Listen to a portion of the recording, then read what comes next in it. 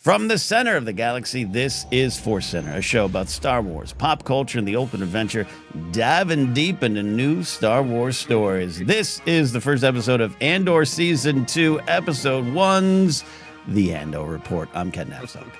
I'm Joseph Scrimshaw, and I'm excited to talk about these first 3 episodes of Andor, because in the past, Ken, we have sometimes when we've done like the Clone Wars report, or talked about Bad Batch, we'd sometimes go like 90 minutes. The length of the podcast, triple the length of the content.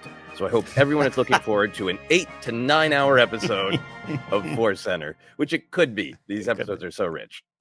Very rich indeed. We should have done a live stream, one of those, TikTok challenges. 2 podcasters stay awake for 48 hours to discuss episodes of Andor. We're going to dive in, and there's a lot to dive in. We'll say up top here right now, a lot of you might be finding us for the first time. It's Joseph and I here now. Usually we are joined by Jennifer Landa. Jennifer Landa is out doing a wonderful thing for TCM, Turner Classic Movies, hosting their live TikTok coverage of the red carpet of the Empire Strikes Back anniversary screening. George Lucas will be there. She's going to maybe have a chance to talk to George. It's been very big. She's been prepping for it all week, doing wonderful videos. She could not be here this week, not even today, just couldn't be here this week to cover Andor with us. Obviously, there's some big stuff in the episode to discuss, and her perspective is always valued, but on episodes like this, maybe even more valued and definitely more important than ours. But we'll say right now, Jennifer, we'll be back next week, and we'll talk more. So we'll dive into that. But before we get all that, a little ad read, because we got to. Today's podcast is brought to you by Audible. Get a free audiobook download and a 30-day free trial at audibletrial.com/ForceCenter. Over 180,000 titles to choose from for your iPhone, Android, Kindle, or MP3 player. We like recommending books for you to try out on us, and we are recommending Rebel Rising by Beth Revis. Still, to this day, one of our favorite Star Wars stories. Young Jin, Saw Gerrera, you learn a lot about them, but also a lot about Saw and why he's complicated. To download your free audiobook today, go to audibletrial.com/ForceCenter. Again, that's audibletrial.com/ForceCenter for your free audio book. All right, Joseph, a little business and caveats up front, but that's my words on it. You now have a chance to speak. Sorry, I ranted for a bit. Oh, don't worry. I think this is going to be an exchange of ranting as well as a conversation. Rebel Rising continues to be one of my favorite books. And I also think it's like if people love Andor and are looking for other parts of Star Wars that have a similar kind of storytelling style in terms of what they're dealing with and the way they emphasize and don't back off of some of the more difficult and emotionally challenging aspects of a story about fascism, Rebel Rising's a great read. It is very similar in Andor in tone, being extremely explicit about the costs of violence, about the need for intimacy, and all. I think it's a great book. So we are here to discuss the first arc of Andor, season 2. So we're looking at season 2, episode 1 year later. Season 2, episode 2, Sagrona Tima. Season 3, episode 3, Harvest. All episodes written by Tony Gilroy. All episodes directed by Ariel Kleiman. It's always fun for me to look up some of the new voices that get a shot at Star Wars. He's got one feature film under his belt called Partisan, several short films that have won industry awards, particularly at Sundance. He's directed some episodes of the television show Yellow Jackets. Arguably a director who is young in his career, but much celebrated so far. So I think it's always fun to look at the voices that are getting shot and an exposure via the beast that is Star Wars. Any general thoughts on writer, director, show titles, Ken? No, love. Hey, good for him. I'm so happy when people step up. No, love the work. A lot to discuss. Overall, great stuff. But I'm with you too. One of the best little, dare I say, byproducts of Star Wars TV over the last 6 years has been all these new names that get to come into Star Wars and show what they can do. Absolutely, and that Tony Gilroy kid. Yeah. Finally making a name for himself with these episodes. Just a little dreamer with no family connections finding his way in this town. Good. Beautiful. So we're going to talk about our overall reactions to this arc of Andor. And it's always, I think our overall reactions they're about the episodes themselves. We also try to work through and sort of cleanse a little bit of there's the relationship with the art. If you manage to just be like, this is a conversation between myself as an individual and the art. That's generally what we try to do. But the truth of it is, the art does not exist in a vacuum, and we're often affected by what's going on in our personal lives, how we saw it, but also the larger conversations around it. And one of the large conversations around Andor has been uh, uh, praise across many places. But there are a few people who don't like it as much because they feel it's a little bit too slow. It's not enough of the fun vibe of Star Wars. It's not enough aliens, not pulpy enough. You can have that kind of conversation on one side, and you can have arguably an even louder conversation of finally Star Wars is adult. Finally, Star Wars is well made. There's a lot of there are positive opinions about there at Andor, where I think both you and I are in the camp where like we agree with everything positive that you're saying about this show, but then the conversation is taken a step farther to say Andor is good and thumbs up, and then Mhm. Andor Mhm. is good in a way that all other Star Wars is childish and silly. And then it's like, oh, I was so with you, and now it's turning into let's discuss something that is incredibly well made and well Mhm. loved, and immediately turn it into a negative conversation of bashing other parts of Star Wars. Yeah, And I've had it. Mhm. yeah, and just to be clear, we're not criticizing criticism. It's what we do. Critical Yeah. analysis. If you want to write an essay here saying here's why the political story of Solo is not executed as well as the political story of Andor, I will read the hell out of that and enjoy it. It's more the all other Star Wars is just toys and goofiness and tropes and Mhm. it's I don't mind respectful analysis, but Mhm. I feel like there's the wrestling with the opinion that isn't respectful analysis. It's just Andor is good and everything else is crap. And there's no Mhm. real analysis of why do you feel it's crap? It's just it's crap. So I think we want to cleanse ourselves of that conversation so we can concentrate on our relationship with the art itself. So where's your starting point with that, Ken? Yeah, I took a long walk by the LA River last night because I was absolutely angry about some stuff out there about the rest of Star Wars being full of toothless politics in this modern era, and Andor's the one that finally gets it right again. Thank God it's back. And again, this I love this show. We talked about Rebel Rising, which is not toothless. Bad Batch goes hard. The Lego Holiday Special is full of politics. And yeah, like Joseph said, not everything. I get what people mean with the Andor show. It is here. It is served up to you. Look, look, look. And sometimes the other stuff doesn't feel that way, and sometimes it isn't that way. But it's there. It's been present. So that this season of Andor, these next 4 weeks, I've been trying to not let that distract from this wonderfully made show. But it's not about distraction. Sometimes I just feel it's part of the conversation. Hmm. It's Andor is not the first to do it in the Star Wars world. It's the first to do it in its kind of unique style, if you want to say Hmm. that. But Solo's political in a way that is pretty powerful. Bad Batch is the Clone Wars. The Clone Wars is we covered a close report. Joseph, you talked off air recently about Ahsoka and her lesson on civics. That is more direct than most civics classes I've been in high school and Hmm. college. It's there, and I'm trying to leave it at the door. So I'm going to follow your lead, Joseph. I'm going to take another walk around the LA River with you here today. Yeah, I think what I thought about is we're going to dive so much into these episodes of Andor, but I think some of what Andor is doing in these episodes in particular are asking the question: what dies under fascism? What Yep. dies because of authoritarianism? And one of the things that dies is joy.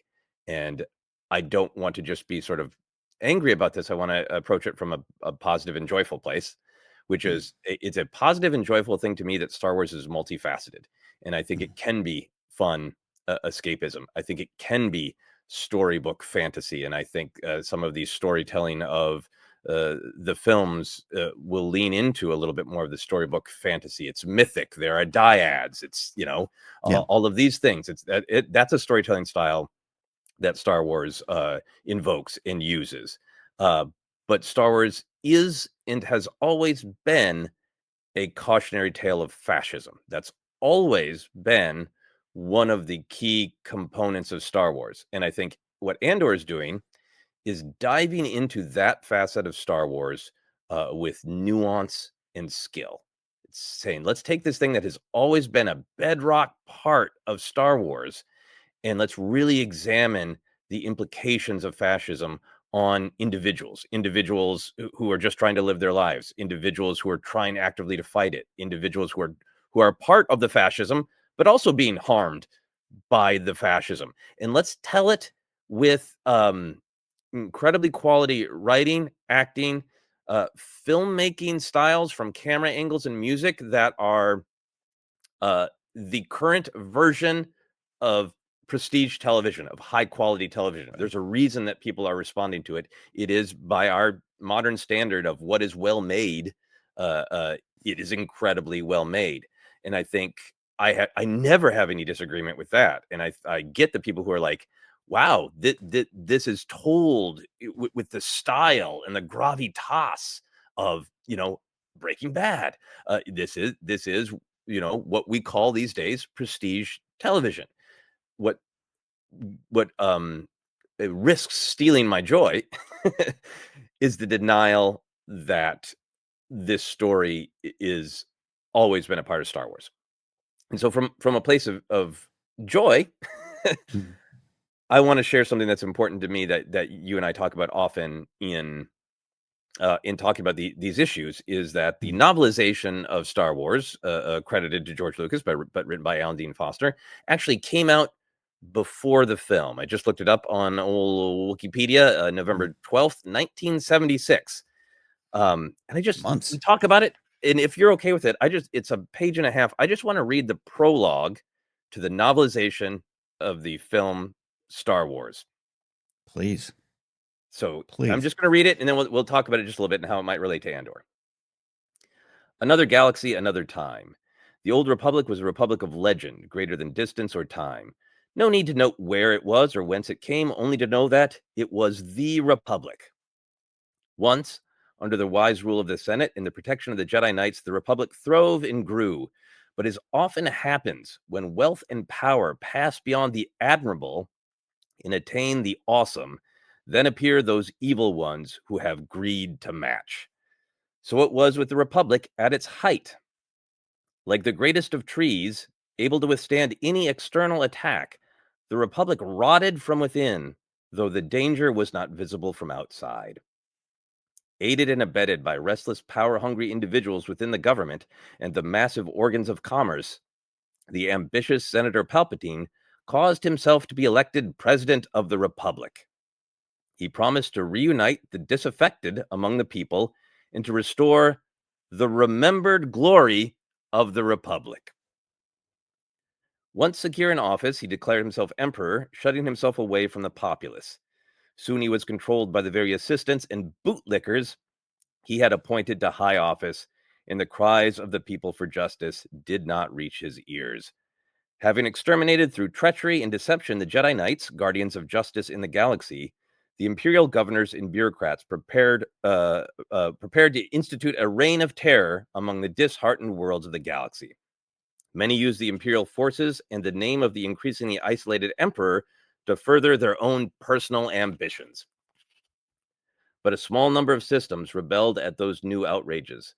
Declaring themselves opposed to the new order, they began the great battle to restore the old republic. From the beginning, they were vastly outnumbered by the systems held in thrall by the emperor.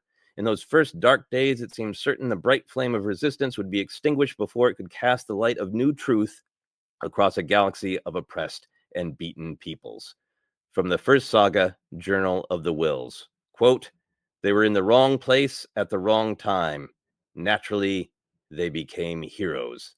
Leia Organa of Alderaan, Senator."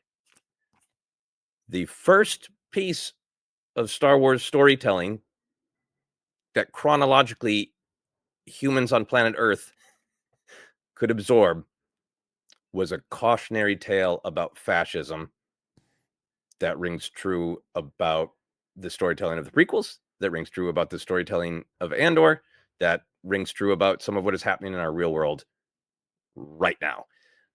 And then it ends with a quote from Leia Organa that sounds like the pitch logline for the television show Andor.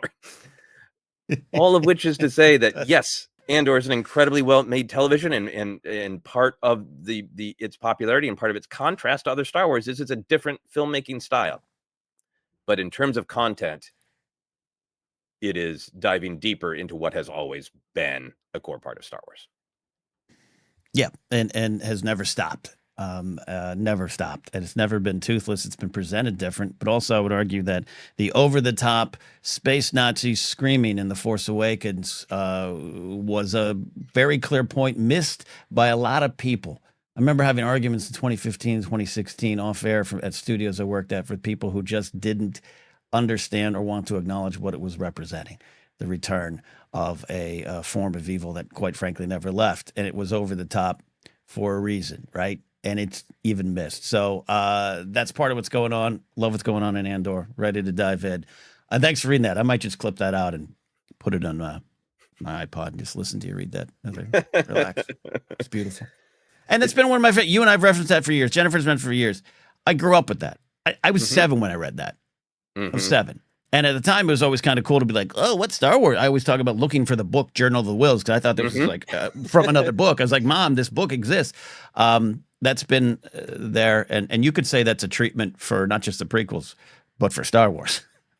It is. And I think it is directly relevant to what we're going to discuss now as we get into the actual episodes of Andor of, fear and greed, causing people to give up their power to someone else who does not have their best interests at heart. It's the story of Anakin Skywalker. It's the story of the entire galaxy being manipulated by Palpatine to willingly give him their power. And what results from that? The horror of Andor season 2. Yeah. So let's dive in to the actual art in the storytelling. What was your overall reaction? Did you enjoy it? Were you frustrated by it? Were you affected? Where do you go with your overall reaction to these 3 episodes? Thrilled to have it back. Excited to dive in. A wonderful opening sequence that we'll talk about as we discuss our favorite moments that really set me up for what I thought, was, it's back, baby. But it's back and a little different. The excitement's up top. The thrill's up top. The comedy's up top. Some funny moments and some powerful statements. That opening scene with Cassian, I think her name was Nia. It was the character's name. Is wonderful. I can't wait to dive into that scene a little bit. And then from there, great stuff. There's some things discussed here and there, and there's a big thing we know that we'll address in discussing the themes in the story, and we'll get to that as best we can. But it was also it affected me, and because of the stuff we'll talk about, but also just because of what we know is coming this season. Like not just the deaths. I got some emotions over my boy Brasso. I got a lot of emotions over B2 Emu, and what. Please tell me he's okay. But even watching just Mothma's soul crack. Watching her fight. Perrin's speech is one of my favorite things this show's done so far, and we got a lot to talk about with Perrin. But I love that. You talk about the loss of joy. Like these episodes ended with, and again, at the end of season 3, there's heavy stuff. But it ended heavy, and that's not a bad thing. It's not a bad thing. I'm not always here for the popcorn. Quite frankly, I love, that's why we talk about Solitary Clone so much as the Bad Batch. That is an episode that ended, and there was, I don't even remember there's end credit music on the show, but in my head there was silence. So when this episode ended, even though it ends on a dance, there was silence in my head. There was silence in my soul, which is a good thing. But it just means there's a lot to process. And these 3 episodes served up a lot, served up some big things. So we'll break down the moment. But overall, happy we're here. Happy we're back. Yeah, I really enjoyed it. I think I'm really glad that they presented the arcs all together. It's a lot to digest at once, but I kind of enjoy just gobbling it up because I think that it makes the pacing work a little bit better for me. I feel like it is it felt, watching these episodes to me felt like when I'm just going to stay up for half an hour and read the first chapter of a novel, but I read like the first 8 chapters. And I really enjoyed that experience. I thought it was fascinating that it dives into incredibly powerful and upsetting ideas that are uncomfortably relevant to the modern world, to things that we're literally explicitly discussing and are seeing happening in the real world. But at the same time, there was such an interesting attempt in the first 2 episodes in particular to, without taking away any of the stakes or any of the sort of gritty reality, to have more comedy. Cassian's attempt to fly the TIE Avenger, right? Yeah. Yep, it was really funny without being like wacky. Yeah. That changed the tone. It was like, yes, I that's how many times have I actually been in a Star Wars video game? That's been my experience, where I Yes. want to be the cool guy who's like thrusters Yeah. forward, but I go backwards. Like that Yep. was a Yep. very it me while playing a video game moment. Is funny. I think there's so much going on in the show when it comes to tone, but also perspective. There's such manipulation of perspective. We talked about it last season Mm, with Dedra, where she is mm, positioned in such a way where we understand that she is being doubted by everybody else, that there's an element of sexism in the ISB where she's not supposed to succeed. And so we are rooting for her. And then we see her as a vicious fascist who is horribly torturing Bix. And mm, then Cyril approaches her as a stalker, and suddenly we're like on her side again because mm, in that initial meeting, he was a stalker, and she was like, "I'm gonna have you thrown in a cell if you ever bother me again." So we've already been on this ride with Dedra, mm-hmm. and here we were again. Where it's like, I enjoyed the dark sitcom of you know Cyril loves Dedra, it, and that Yes. scene of her smacking down Edie is complex, but it was one of the like most fist pumping moments, and like I'm fist pumping for a dysfunctional horrible fascist because it was one of the happiest most Mhm. successful moments in these three seasons, so these three episodes. So I Yeah. love the continual game with perspective, and I Mm, love that in all of this trauma, all of this undulating perspective in horror, that we start with Cassian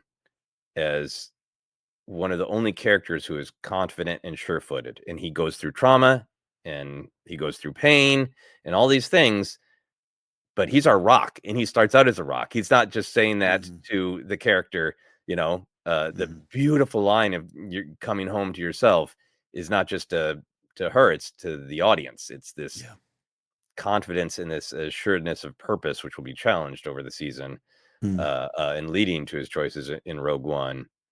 It's a great sort of backdrop. So there's mm, a ton that I absolutely enjoyed about it. I want to talk about it in depth when we start talking about the themes, but I think one of the things I was really affected by rewatching season one is that there's a sense of so there are a lot of relationships, and there's a lot of sense of intimacy, and there's a lot of sense of mm, are people going to be intimate or not, and is it going to break? These three episodes seem to me so centered on what authoritarianism takes from you, and that includes mm, joy, trust, truth, all these things we can talk about. But these episodes were so centered on relationships and everybody wanting intimacy and having it be blocked by totalitarian and authoritarian mm, shenanigans, having it sort of restrained and repressed because it can't be expressed on in these cultural moments, leading to the assault on Bix, which is literal, unwanted uh, intimacy mm, and in the horrible intersection of intimacy and violence. But mhm, so much of these episodes were about the desire for joy, the desire for true connection, the desire for community, and really explicitly emotional and physical intimacy. Is it safe to be close to you? Can I be close to you? Can Cassian come home? Uh, it, it mm. that I think was the most powerful thing about these three episodes. Is it made me feel the horror of needing and wanting emotional and physical intimacy and having fascism block it and destroy it and make it horrible. Yeah, and we got themes here to dive into, but I love what you're saying. Just this is and some of the cast even at Celebration, like, hey, this is a show about community, and that's kind of all of Star Wars, and it's a fun, well, duh, but community was on display. But I love what you're focusing on, the actual intimate connections, and um in all sorts of ways, including B2 emo, quite frankly, with Russ. Yeah. But Williman and all the stuff going on there. Um, and these three episodes set up what they've claimed that they're doing in press interviews, about what you have to give up, about the true loss, and that is a mirror that can be reflected on us that even right now is what's going on in our world. It's like, what am I willing to give up to join this fight? It's so true, and it's so haunting. And these episodes there was a little bit of a haunting aspect to them. That when the episodes ended, the three, yes, again, the big thing at the end, but all three of them is just like, you're a little haunted. I always say this: Are you when it comes to pass, are we willing to give up our lazy Saturday afternoons? And these three episodes made me question if I'm ready. You know what I mean? And that's a good thing. It's a great thing. Yeah. And I mean, it's certainly and it begins with that question raised with Cassian and I didn't look up that character's name. I apologize. I should have. Nia, I did write it down here. Nia, sorry. Nia. Yeah. And I really, I really don't mean this is any sort of sexual joke, particularly in the context of a show that is dealing with an assault. Yeah. And there are plenty of other things in life that build, and there's frustration, and then there's climax. So sometimes when you talk about things like building, frustration, and climax, people want to turn that into just a joke about sex, and I really don't mean it that way. But I do think that was a power of these three episodes together, is that it is. Everyone is so frustrated. Many people, it's literally wanting emotional or physical intimacy and being blocked from it. And the intersection between violence and intimacy is at work throughout this arc. And it builds and builds and builds and builds and builds until there's an explosion of violence from Cassian and an explosion of truth, freedom, intimacy. Is the only version of intimacy that is available to poor Mon Mothma is, I'll get sloppy drunk and dance because it's the only way I can access a tiny bit of climax and release within the prison of fascism, within the prison of the culture of Chandrilla, within the prison of my own family. She's trapped in all these prisons, and the only way she can get a little bit of climactic catharsis is a sad drunk dance. And I think that is part of what is speaking to me about this arc as what is being denied to everyone. And that, and also I think, we'll get into it, but it is uncomfortable. It is challenging, but I think these episodes are about intimacy on one hand and violence on the other. And that it's very delicate to talk about and very disturbing, but I feel like with my analysis hat on, that is the truth. Yeah, I agree with that. Absolutely. All right.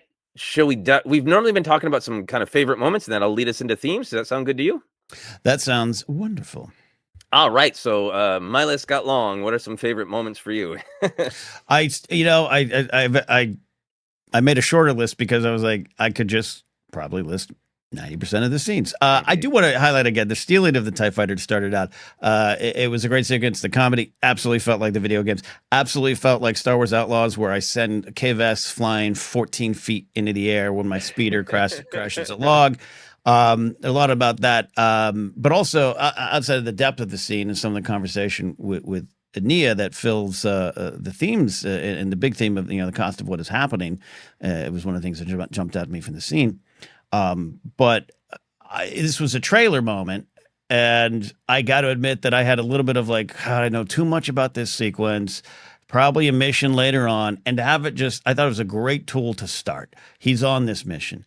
He is Cassian a year removed from joining the fight with Luthen. You kill me or recruit me, whatever the line was. But I thought it was, and to him, like you said earlier, to have the answers not in a declarative, I know kind of way, but I've been through it.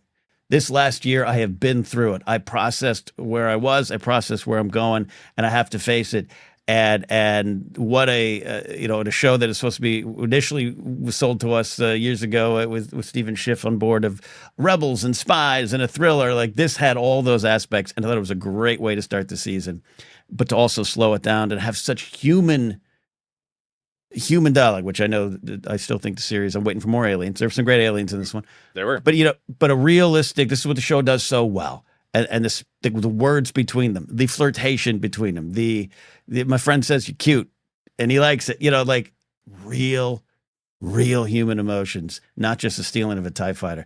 Great leadoff hitter for this lineup of this show this year.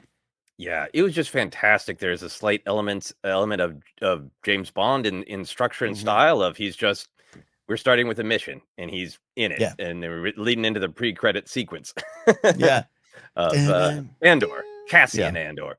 And I think we'll talk much more about this show is like how do you live under this? How do you find any little bit of joy?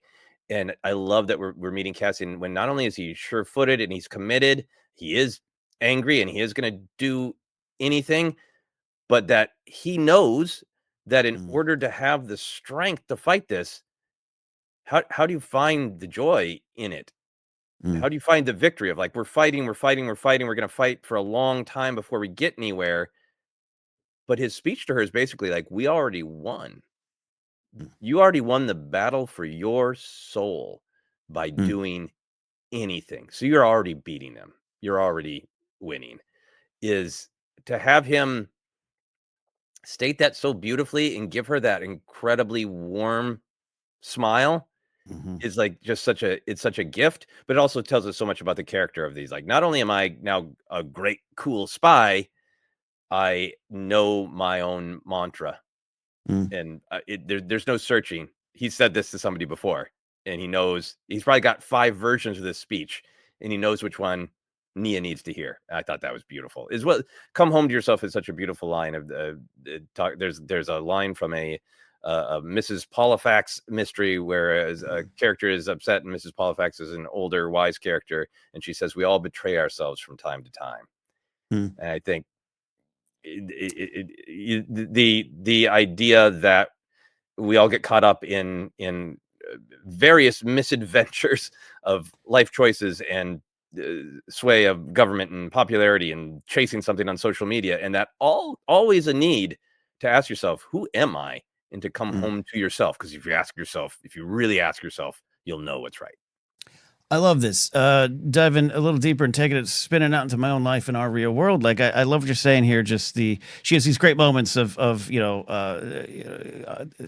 I like being here. It's weird to say, right? And he's sincere in his. It's a big sacrifice. He's not like it's a big sacrifice. And she has the line, now everything changes. But what you're talking about, the return to yourself, discover yourself, and he has it'll never be right. Unless you're doing something, and I've experienced that in my own life of changes over the last 5-10 years, where things started. It's not trying not just make it just about politics and just about social issues, but of just what you believe in, and when you find it not lined up with who you have thought you are or who you are projecting, or maybe the silence you're living behind because you just want to do other things, you just want to have that lazy Saturday. When it slowly starts to align, even though you might not feel you're making a difference, even though there's some great losses, and even though your life still has lazy Saturdays, it is a victory. It's a personal victory to find yourself, and to find yourself connecting with something outside of yourself, and not just simply standing up, but just knowing this is what you believe, versus allowing that to slip away from you. Cassian doesn't let her. It's not going to slip away from her now, even if she dies after this, because I think that's also implied.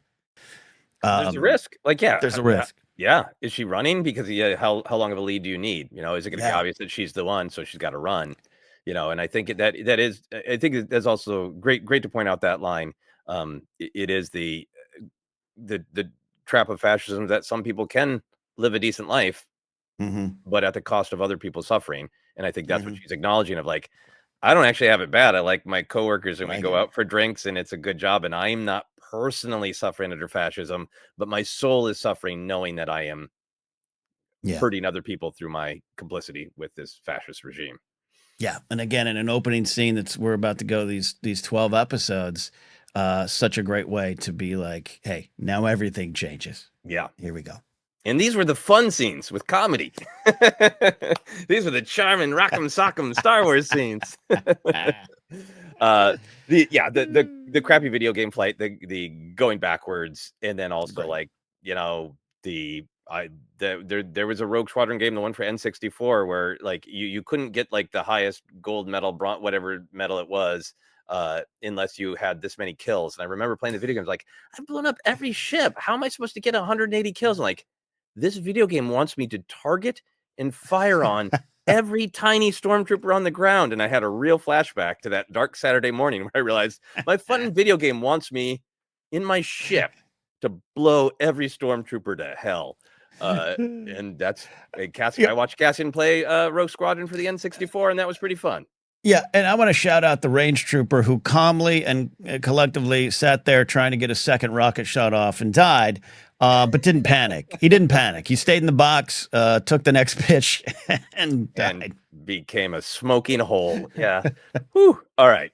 A couple of just like fun things. The B2 emo was fantastic. We'll talk much about what is good in the galaxy is represented by our Ferrix refugees and the other people on Minu Rao. But B2 emo's constant missing of Cassian.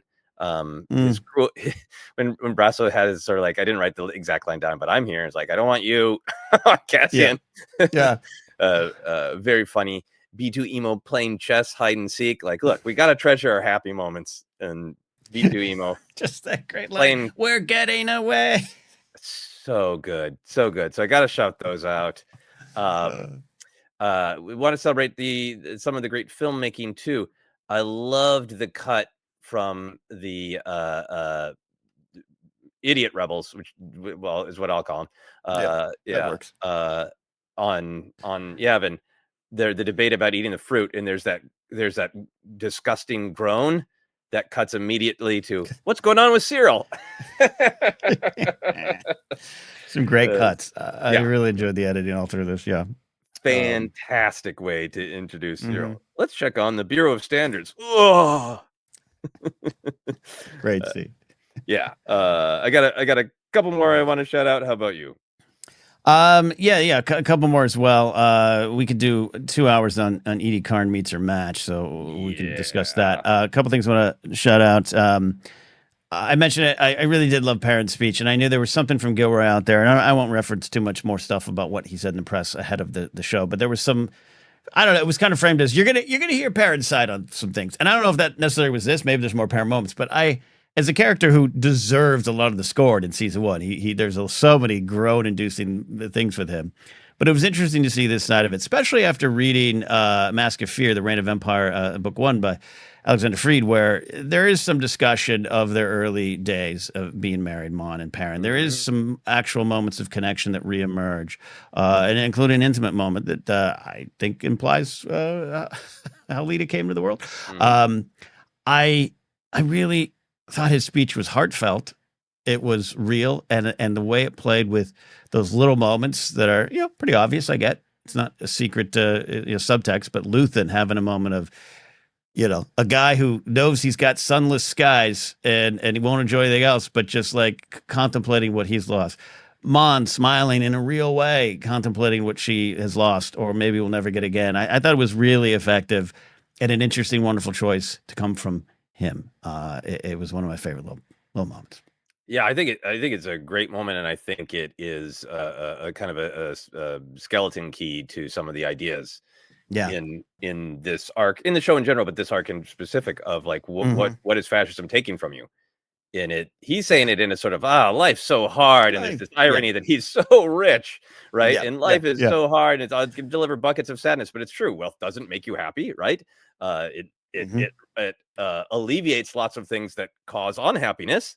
It's a down payment on it. Yeah, I'll say it's a down payment on it. It'll take away a lot of things that cause unhappiness, but it isn't.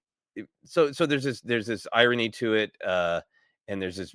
I think Mothma seeing he's being the best version of himself. He is thoughtful. He does understand life.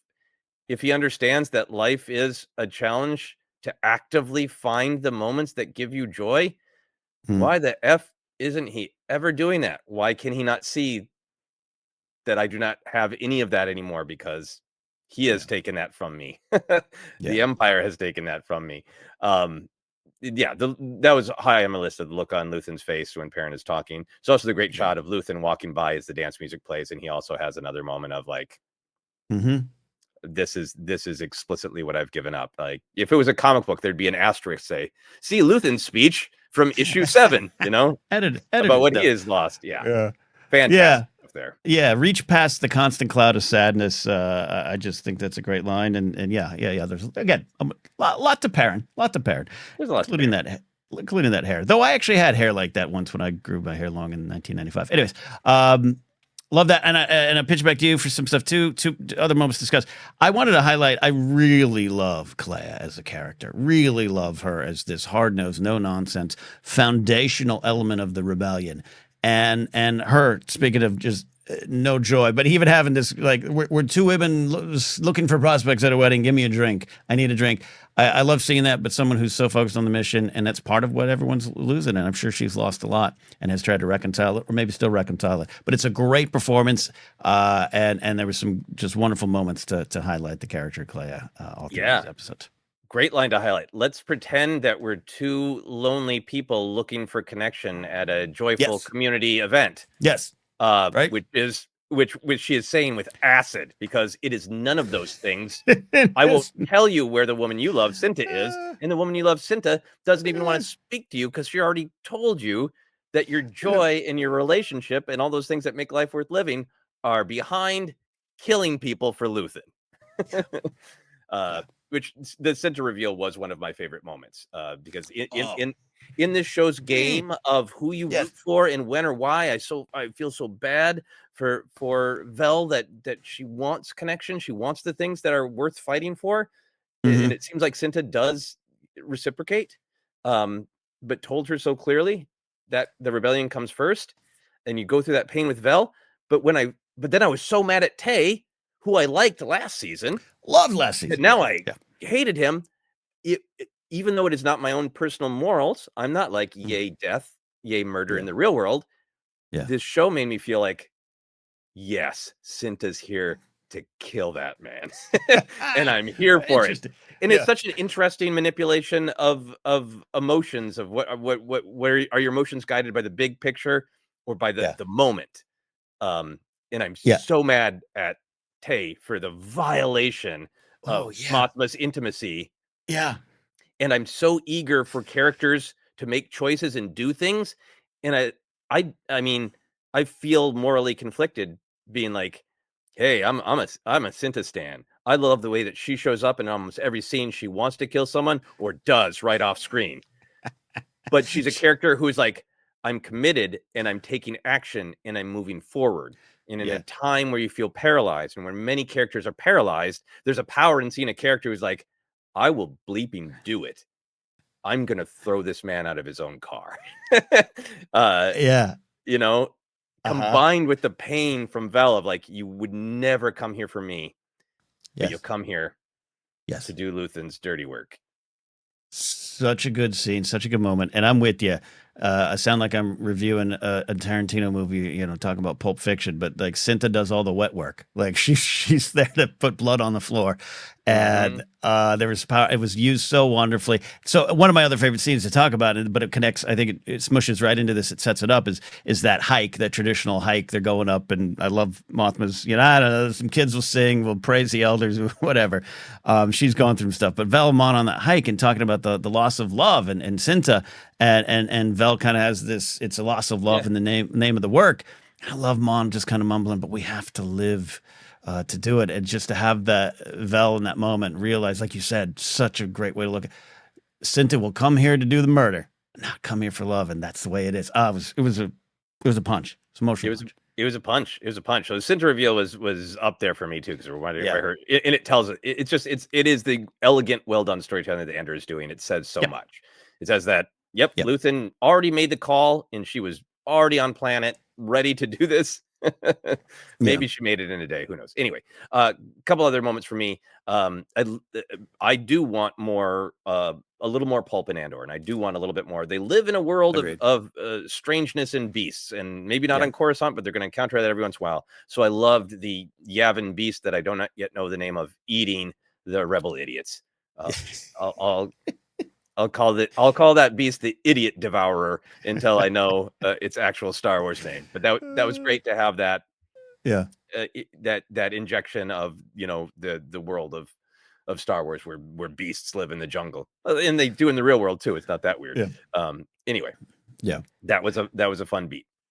Loved it. Absolutely love that. Yeah, much to talk about of the band of idiots and Yes. the themes of that. But my final scene, we got to talk if we're going to talk about favorite moments. Well, again, Edie Card meeting a match, Deidre, that can pop up anywhere you want to go into on that. Like I said, it could be an hour episode just on that scene. I do want to highlight after great anticipation. And oh my God, they're bringing back Krennic, and Ben Mendelsohn's got a chance to chew up some scenery again.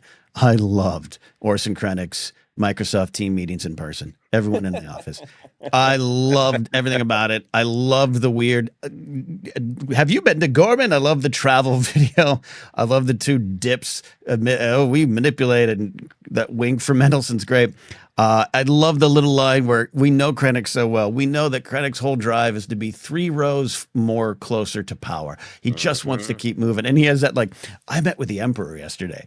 Ooh, you met with the Emperor. Like, there's just everything about it, including the tiny moment with Deidre. I absolutely love tiny but important moment. The fact that Krennic's back and it's a meeting.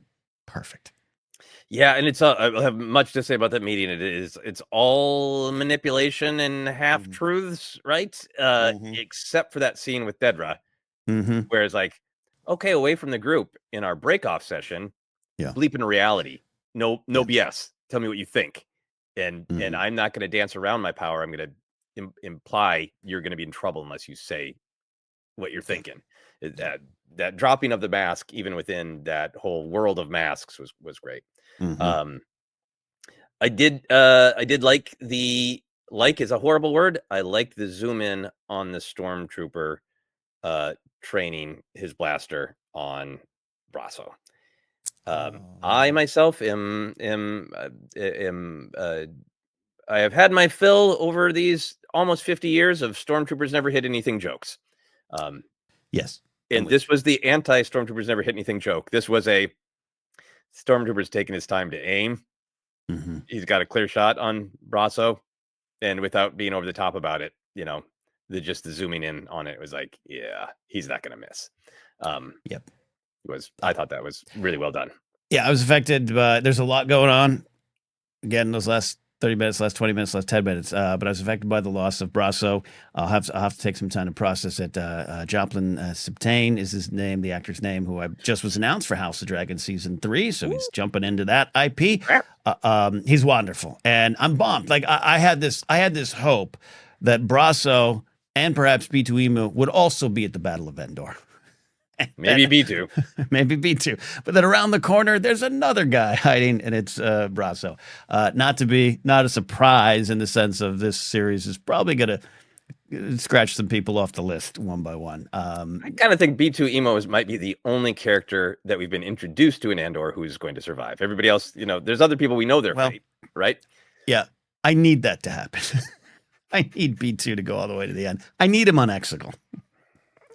What if the final? I know they said they're going up to Rogue One. What if they go past Rogue One? Yeah. And the final scene is B2 Emo. Yeah. At Cassian's funeral on Ferrix. I make myself cry. I just want to shout out and then move on to the big picture themes. The dark sitcom of Cyril Loves Dedra had some just fantastic lines that I needed to celebrate. Cyril, what are you saying? That I came home for the cakes is so good. So good.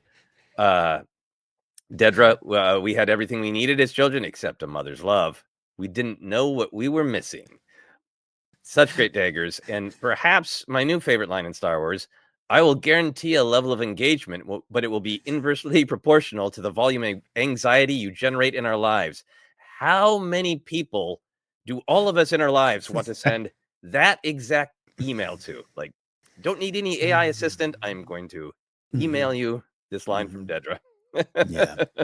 Yeah. Yeah. Like I said, an hour that Steve, you and I have been open in the past about some of the things we've had to Yeah. grow past and beyond in our own lives.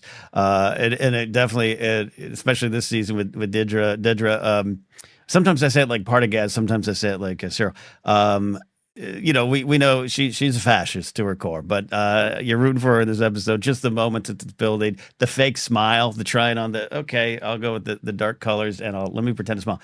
It's not a giant leap to just point out that Catherine Hunter, just a wonderful performer for a long, long career, has just to me delivered one of the greatest Star Wars characters ever. I just love the performance. It's amazing to watch. It's mesmerizing to watch, Mm-hmm. and just everything about this episode, including the. Do you have any spice tea?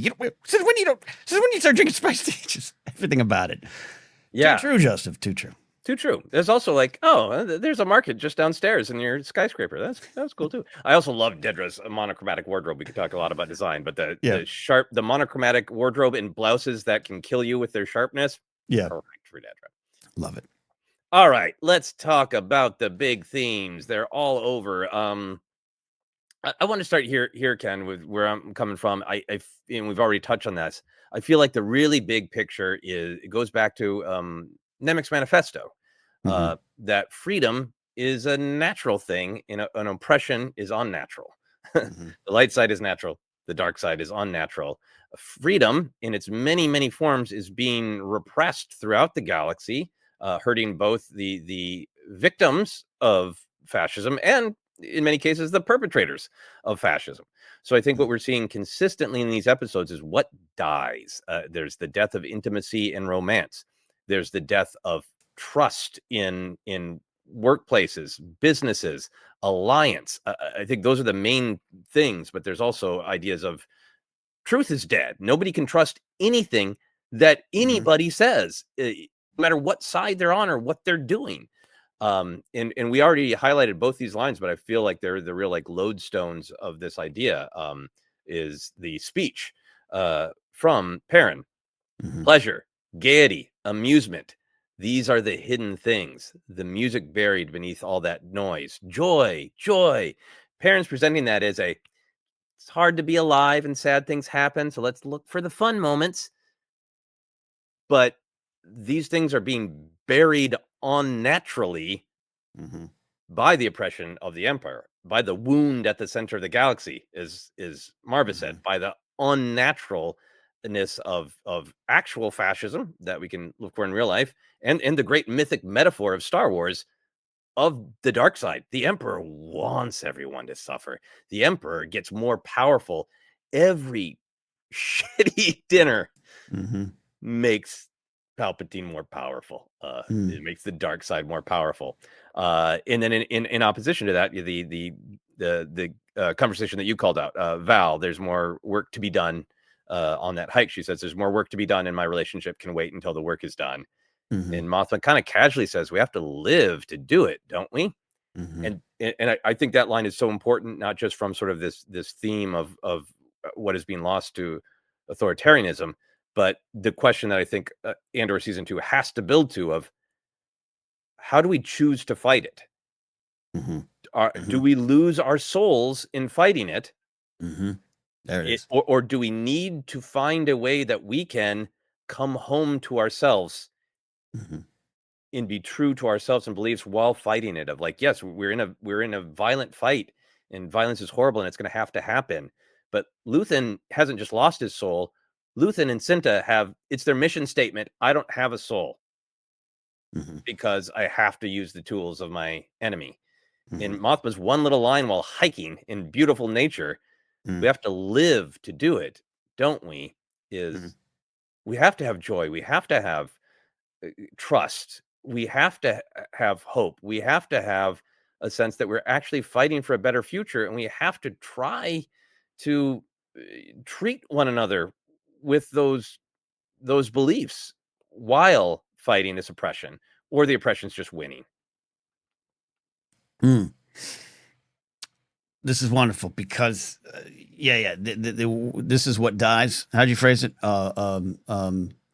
Is this idea of that's at present in the opening scene of the cost of what is happening. But I love taking what Cassian's saying up top and putting it right along Perrin, where Perrin is, talking about the joys, the moments, and the people, and that's kind of why we fight, what makes it worth it. But then we got kind of this opening scene of everything's changing, and to fight for that, you're going to maybe have to separate from that, maybe let that go. And along the way, yeah, we know a lot of what happens with Cassian, but a lot of what's at stake is how do we come together? How do we agree to fight this? Obviously, at play with the idiot rebels, which we've just that's what we're dubbing them. And yeah, for every step of the way, what's dying. I love that. You're talking about truth. You're talking about the Empire having this team meeting of, we did that. Those lies. We did that. It's all propaganda. It's all lies. You can't even trust what you're saying. We set this up. It's all part of this game. And so yeah, this series it's really about the fight. The revolution starts now. The big question of why, and yeah, the joys, the moments, the people. Those who have separated from it, those who are trying to cling to it, and those trying to make the choice to go forward, to connect with themselves as they join the fight, to come home to themselves. It's beautiful. I mean, and I think this is what makes embracing all of Star Wars, even when the storytelling style is different, the ideas connect it, right? You can connect what we're talking about, and the idiot rebels and the ideological battle between Luthen, Mothma, and Saw about how to fight it. You can connect that to the great scene in Rise of Skywalker where Poe asks Lando, "How did you do it?" How'd you do it? We had each other. We found a way to build an alliance that was built on trust and family and love. That's how we fought. That's how we won, is by embracing those things that Luthen is actively denying himself and others. Yeah. Lando doesn't answer. Well, we had the battle at Snab. We had the battle of Endor. We did good here. We got some Y wings. Yeah. Yeah. All that is the how. Other. Yeah. That's the how. The why is what you're talking about. Yeah. So I wanted, if you're okay with it, dive into this idea of intimacy, which I think is one of the big things. We see a lot of sincere, desired intimacy, both emotional and physical, that is wanted, then is either blocked, or in the very sensitive case of the assault on Bix, horrific, unwanted intimacy. But I how big that is to this arc, I feel like you can't understate. This whole entire arc is framed around, on one hand, a wedding, a moment of intimacy, a moment of community. But everything about this wedding is poisoned. Lita doesn't even like the relationship. It's a prison. These old Chandrilan traditions are presented to us as a prison. Nothing about this wedding is about intimacy and connection in love. It's about money. And Lita seems to go through with the wedding to spite her mom cruelly. It's a deal. Yeah. It's greed. It's showing off from Davos Skulden with the thing from Luthen, the statue, the statue from the Rakatan invaders. So the wedding is one frame. The other frame is to see that Cassian's all in with Luthen, but Cassian has not made his mind a sunless space. Cassian, while going out on all of these dangerous missions, is coming home to his family, to his, I think, whether they're literally intimately in a relationship now, an emotional and at least in the past, physically intimate relationship with Bix. Almost everyone in this arc is involved in a relationship or the denial of a relationship. We've got Wilman and Bila. We have Brasso and Talia. Brasso and Talia also saying, this is a dangerous time to have intimacy. It makes everybody more threatened. It would be better for Brasso to stay separated. It would be better for Talia to not help hide these wanted, undocumented workers. But they're all, screw it. Community intimacy is worth it, and we'll take the risk.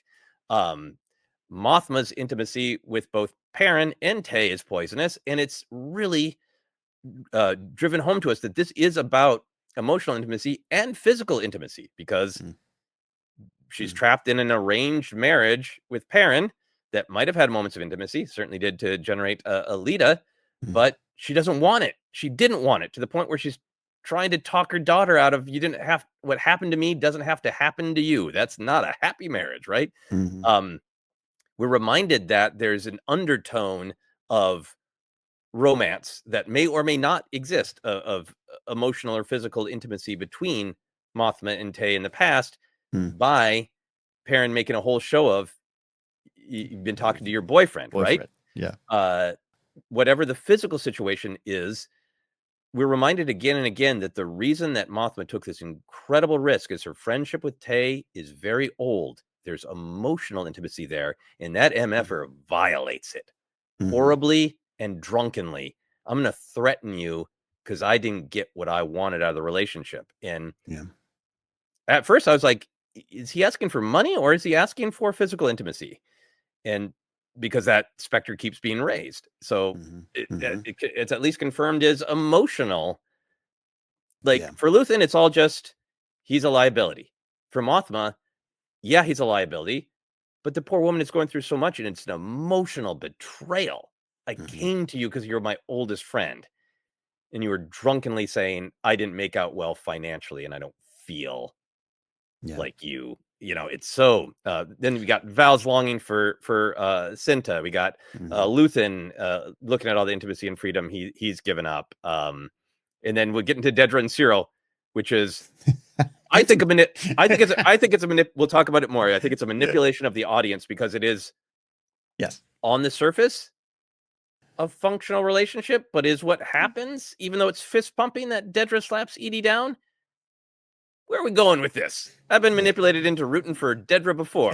I'm not ready to declare this the successful relationship. But just like, that's almost every storyline is about intimacy and the need for it, and the danger of it, and the violation of it. God, yeah, I love that. I just love the Deidre's, per the credit scene is, you've already got your plan. Say it. What's your plan? Yeah. What's your plan? I got a plan for eating. On the Tay stuff, I love what you're saying about the Tay stuff, because same thing. What a wonderful character in season 1. Ben Miles does a brilliant job. It's some of our favorite stuff. The smile scene, everything. And I had a little bit. I felt betrayed too, in a wonderful way, in being sucked into the story of what he wanted. And yeah, I'm with you. I think there's it's framed as money, but the fact that, hey, I'm separated now. You didn't ask. I'm lonely. Yes. You and I always know, and maybe they did. There's some stuff in the reign of Mask of Fear, Reign of Empire about maybe an affair in the past, something like that. Not necessarily with him, but just Mothma and the situation in the marriage. But so I took it as a true, what about me? And how unfair that is to her in the moment, and whether or not there's some loss. I think there's, she feels the, oh God, I haven't even checked on my buddy. Oh my God, I think I know what my daughter wants, but actually basically wishing I was a drunk, and so guess I will. There's a lot of things going on in poor Mothma's head right now. But I'm with you. It was fun, but also hard to watch for a character I love just lose and slip, and then have Luthen kind of, and we'll see how Mothma. Well, we'll have a year or a jump right in time, but. Luthen just like, there is no question. He's dead. He's dead now. That really vicious line to Mothma of what privilege that you didn't have to immediately think about killing him. Like, what at your daughter's horrible arranged marriage that we know she's unhappy about, because we see the scene where Lita talks about, he won't even hold my hand. Right. Another lack of intimacy. Right. Yeah. Mothma's dealing with so much, and for Luthen to then just be in my opinion, an a-hole about it and go, well, you just have such great privilege that the first thought on your mind isn't when, where, and how to kill him. Like, maybe the emotional things Mothma is going through matter as well as the cold hard calculus of is he a risk. It's not that I think Luthen's wrong to consider him a risk, and do we have to handle it, and how should we handle it? Right. It's that's all that matters. Again, that's making it like, is making your mind a sunless space a good idea? Yes. Because this is something we've been waiting to see how the show this season deals with it, and the ideological battle of the rebellion, and Saw hasn't even shown up on stage yet, but he'll get there. I love what you're saying because I think He's probably clinging to the side of the mountain, waiting to blow up the entire wedding. one rocket right into the party. But the idea, like I said, Mothma's having a tough time. She's going through the ringer here. And I say that in both a good and bad way. Like that dance was a perfect example to me of just like we've all been there too. God, Chaperone starts playing. I'm on the dance floor dancing like Mothma at a wedding, and a lot of things are being processed. But just I loved how the dance meets what you're saying. This not the best way of she's doing it right now, but all the things going on, and she's gonna have to deal with being complicit in the death of her friend. And that's one of the a notch on the belt, but also a scar on the heart as she goes forward and try to find the best way to do this. And it might be needed. This isn't a Luthen's wrong, she's right, Saw's wrong, and Saw's wrong. It's just this. It's heavy and complicated, and the show. This is one of the strengths of the show that I've said for a long time, and everyone has said it's great in this way, where it all comes down to that poor little pudding face of Tay. Just drunk, and I just want to be loved. Yeah. Now. Again, making it so explicit, I think, in making it about relationships and making it about he's single now, and the line of let's pretend to be like the show could have told us the story of oppression and is it right to kill people or not, and all that. Right. The show is making such a choice to have these questions be about the importance of intimacy in our lives, the importance of emotional and sometimes physical intimacy, in that it is something to be fought for, and it is being taken to us from us by oppression, and also by like the rigidity of the Chandrilan tradition. Mothma's trapped from every angle. She's trapped by tradition. She is trapped by the old ways that people are very conservatively returning to on Chandrila, because I love that nuance, that it isn't just like, that's all it's been. It's like, we had a real push to get rid of this, and everybody wants it back in this new imperial era, this rigid tradition of arranged marriage. Like, it's so powerful, and it makes it so that Mothma isn't just like this figurehead who is fighting for freedom for the galaxy. It's a real personal understanding of what is being lost. And I don't know, Ken. I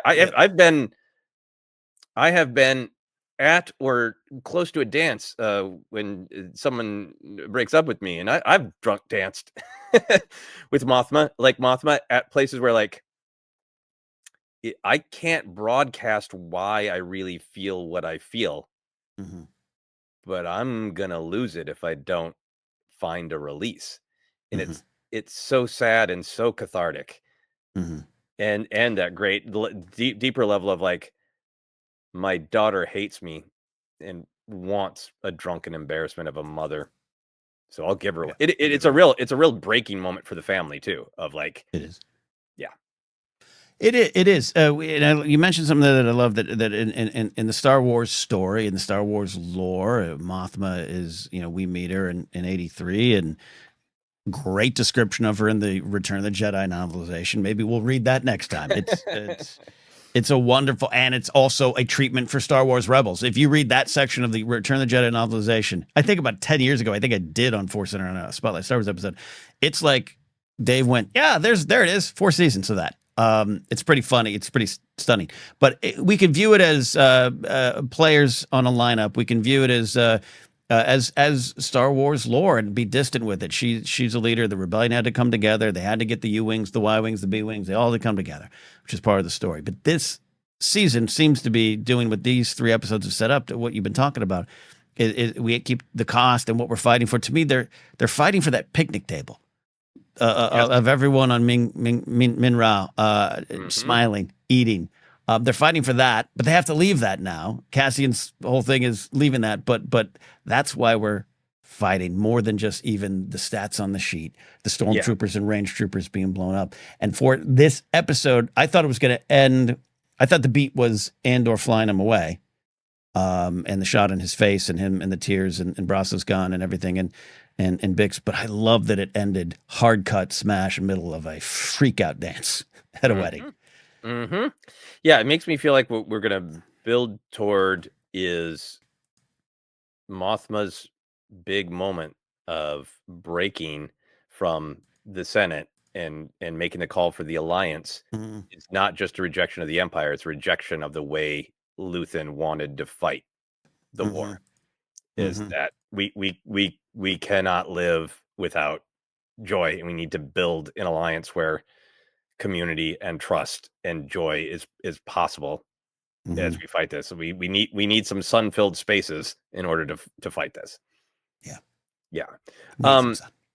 So two other things I want to talk about is we talk about intimacy. Let's talk about Dedra and Cyril. I thought it was fascinating to show where everybody else's relationship is broken. And here's a dating relationship that started with stalking, and then the real meet cute appears to be like, I saved you from a riot that your fascism started. And from there, it's been a happy, cozy romance. I don't think it's as simple as that, but I think there's a contrast where, everybody on Minrao, their relationships are beautiful, but they're risks. And they are being protected. Dedra and Cyril's romance is being protected by the system. They have cozy fascism day jobs and are allowed to have dinner parties and have their biggest threat be Edie. Cakes. So they're somewhat protected by being the purveyors of the tyranny, unlike the relationships that are blocked by the tyranny. Vel and Cinta would just be dating and getting to know each other and, doing wine and paint classes and target shooting together, couples cook nights at the old restaurant. Those cook nights and target practice is what they'd be doing. But I thought there was something really interesting about it in that, yes, I ripped the Band-Aid off. You and I both had some controlling parents and controlling moms in particular. So I was like, please, Dedra, please put an end to this. Thank you. But taking a step back, like what's happening there is, and we'll see where the story goes, but I think what's happening is it looks, compared to the other relationships, like maybe one of the most stable relationships. They do seem to like each other and have their cozy life together. But Cyril is unable to advocate for himself successfully. And the only way he can escape his domineering mother is by aligning himself with a woman who uses the literal power of the state with the ISB threat and Uncle Harlow to shut down his mom. And like, is this going to be a story where to take any of the gender politics out of it, Cyril should be a self-actualized person and he should be able to just say no to his mother. Is this going to be a healthy relationship, or is he going to be a person who gender aside went from one controlling parent to escaping to the freedom of a controlling partner?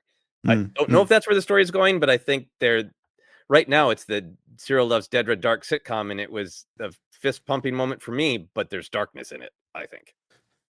That's a mouthful of words. Oh my God.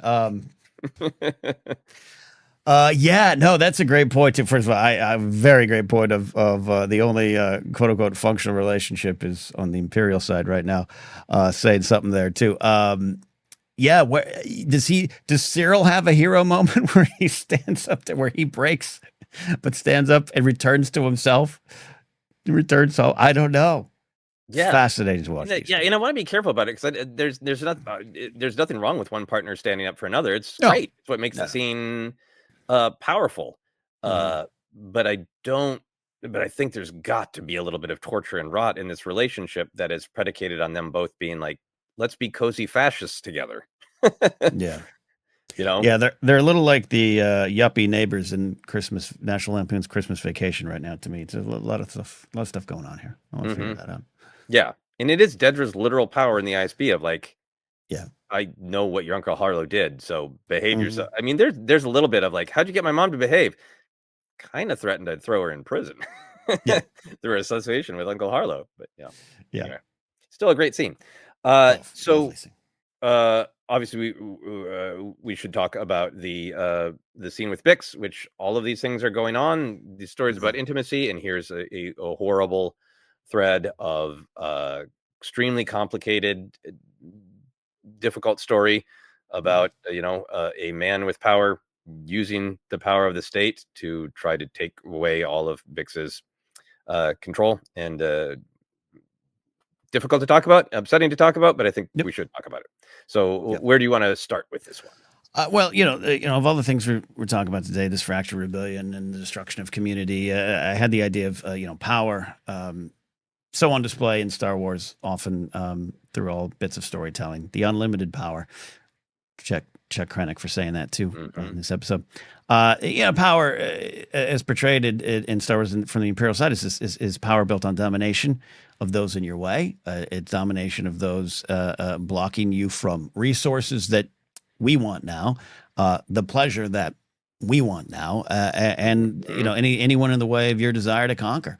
And that is obviously there's some well aspects to that that's been on display in Star Wars, even the most surface of ways. But I thought this drilled down on that, and we'll dive into a rather layered and complicated and important discussion about the choice that they've made as artists and writers and directors here to portray this. But I thought that was the overriding theme that drove us forward. Yeah, I think what was powerful about it to me, and why it made sense in this collection of stories about intimacy, is like you were saying, there's so much a sun-filled space on Minrao of real family, real love, from the larger community to the family unit of our refugees from Ferrix, to the history of just depth and connection and intimacy between Bix and Cassian. For the need for Cassian to come home isn't just that we got to get off this planet, it's emotional.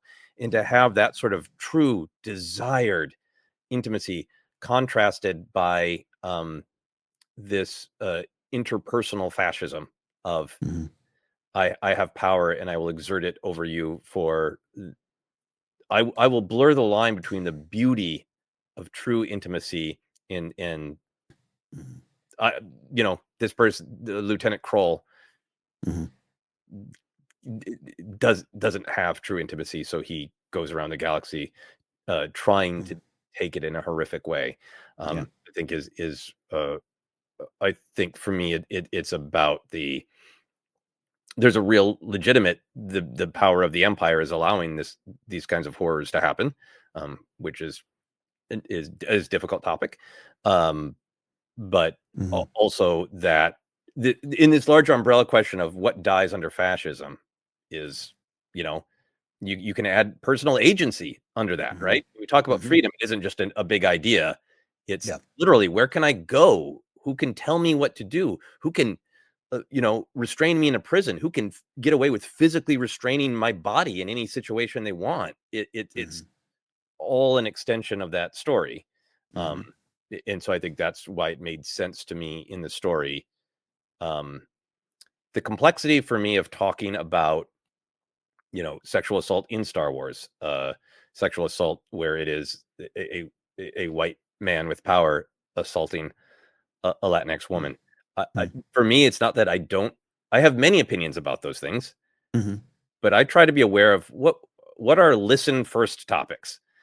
And to be honest, I know a lot of people with lived experiences are going to have opinions about the real world ramifications of that storytelling, and I haven't had time to spend listening to other voices. And I definitely, we would love it for Jennifer to be here for her take on B2 emo and the idiot eating beast on Yavin, but her perspective on these issues is vital. So it's not that I don't have opinions, but I also want to listen first to people whose opinions might be more informed than mine. Yeah, nothing I would say right now in this moment it I would not want it to be interpreted as declarative for me, as this is it. I have thoughts in 50 different directions, and the one thing I'll maybe one of many things I'll say. I don't know. We'll see how we go here. But I do think I do trust those that did this. I mean, Tony Gilroy, the director, Adria Ariona has had an interview out. There's been their intentions, I think, were clear, important, and powerful. Tony has said many times in the press, I got no notes this season. That means, boom, it goes all the way to the top of them going, we want to present this. We want to address it. I think there's one of the conversations, one of the very opinions that are rushing in my head and your head, or thoughts, not even opinions, is do you warn folks? How far do artists have a responsibility to preserve our comfort? How far does a company need to go to preserve our comfort? Is it right for the brand? All those kind of things. Some of it seems to ask, is it right for the brand? I have some thoughts on that, but I also think it's trivial in the bigger conversation. Even our own ForceCenter Discord, the experiences and perspectives bring a lot of varied opinions, from did not want to see this because it's too much, to glad y'all saw it. And that's kind of where everything's going. One thing I'll say is I do think we as an audience, as an adult audience, should be we should be able to we should be able to watch this process and talk about it or not talk about it. Like you said, I agree. Try not to be any kind of expert here on this. But I just always start with the intentions. As someone who has covered other series who lean on the trope and lean on it, devastating ways and very poorly. There's also been times, talking about the Game of Thrones franchise and House of Dragon, where I think they have done things that are speaking to an audience that needs to hear it, and this is the way they'll hear it. There's already been a popular person out there saying, don't like this, didn't want to see this, which I thought was valid and well stated. And also, the Empire wouldn't even allow this. That means you missed the point then. That means you missed the point of what actually goes on in our real world and those who do things under the color of authority and the uniform of authority.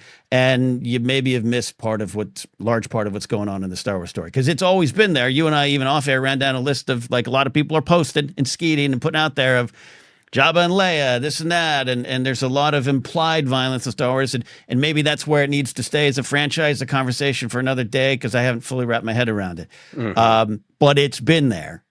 This show prides itself in a way of going, it's not just going to be there, it is there. And we're here.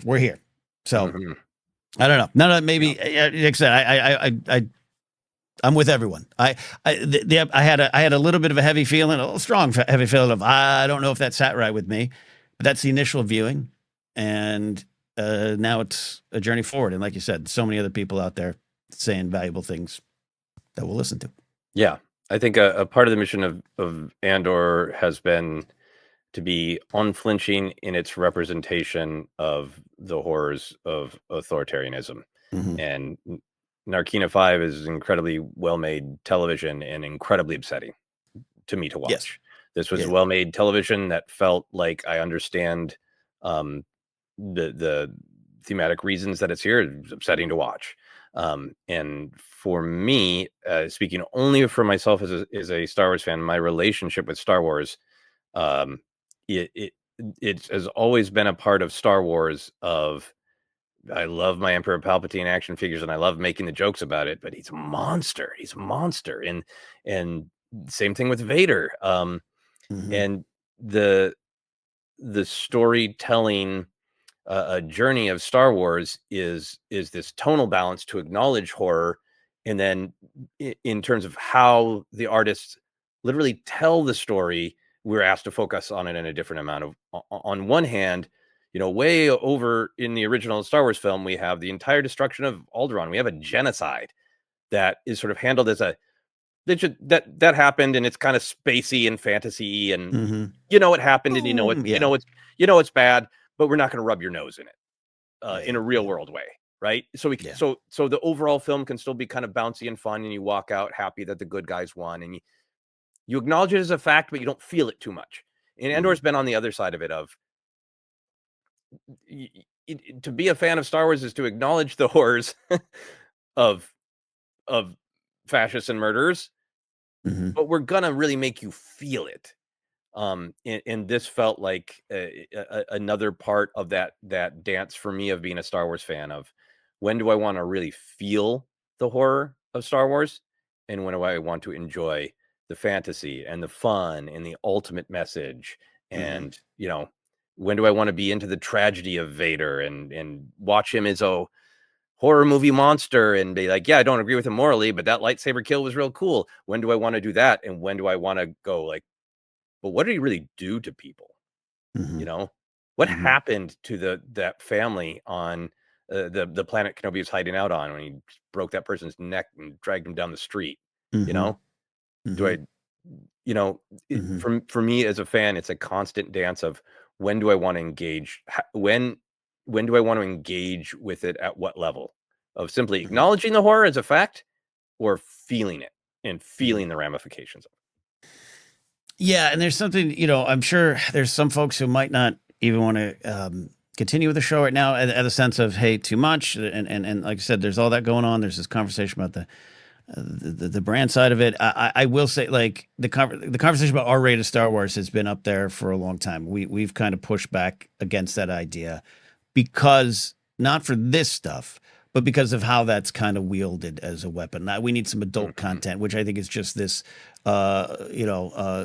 undealt with bloodshed and violence and swear words, like the whole Marva saying, the F word. If they had gone with that, I honestly, I don't know if I would like that. And I'm someone that drops F bombs all through my stand up act. The shits are funny. The one from last season's one of my favorites. Mhm. Cassian's is great here. I'm not clutching pearls over that. I'm just like, also like, there is, I was hanging out with a friend last night whose 12-year-old son is a big Star Wars fan. And I said, have you guys watched Andor yet? He's like, no, we're waiting because he loves that series. I was like, okay, you need to know, you need to have a choice in front of you as a parent of what to either have him watch it or to be prepared for the conversation that might start, or just how to do it. I don't think Andor, in terms of the R-rated conversation, I do not think Andor, in particular this, is coming in there with popped collars, going, yeah, we're R-rated and cool. I do think they're carrying with them some responsibility, or a lot of responsibility, of what they're doing. They know what they're doing. Gilroy's comments that I at least saw yesterday, I don't know when he made them, but I at least saw them. And I think Molly shared them on Star Wars Explain's Instagram page, probably where I saw him. His was, I don't think it was cocky. I don't think it was that Gilroy character you and I've kind of had fun poking at here, and I've kind of created in my brain. It was like, hey, yeah, I wanted to show this because of the unflinching truth behind it. And I that's where I kind of start with it, as I said, and I take him as that, and he's not just going, yeah, ain't it cool? Mhm. And it was good to see those comments this morning. Mhm. Mhm. Yes, and I think it was presented in that way of unflinching truth. Mm-hmm. Um, yeah, and like I said, I want to be respectful and hear more nuances and Yep. more perspectives on it. But I feel like it is definitely a part of the larger Andor conversation of the themes and ideas are inherent to Star Wars, but they are being presented in a different way. Yep. Yeah. Um, yeah. You need more to say? Um, Hours of things to say that I just don't. It's yeah, yeah, but no, yeah. like you said, the floor is open, not just for us, but as in the fandom. Mhm. And right now, not a lot of right or wrong answers. There's some things I've seen out there, maybe wrong, but Mhm.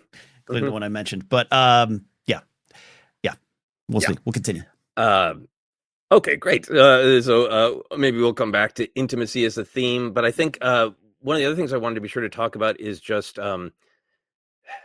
there is, for lack of a better term, like there's your home life dies under fascism because of all these Hmm. issues of intimacy you talked about, but also like your work life, be it Hmm. your imperial Microsoft Teams meeting or the Yeah, work life of trying to build a rebel alliance, yeah. that's also totally corroded by a lack of trust and a lack of truth. And I thought that's really what tied together a lot together of Hmm.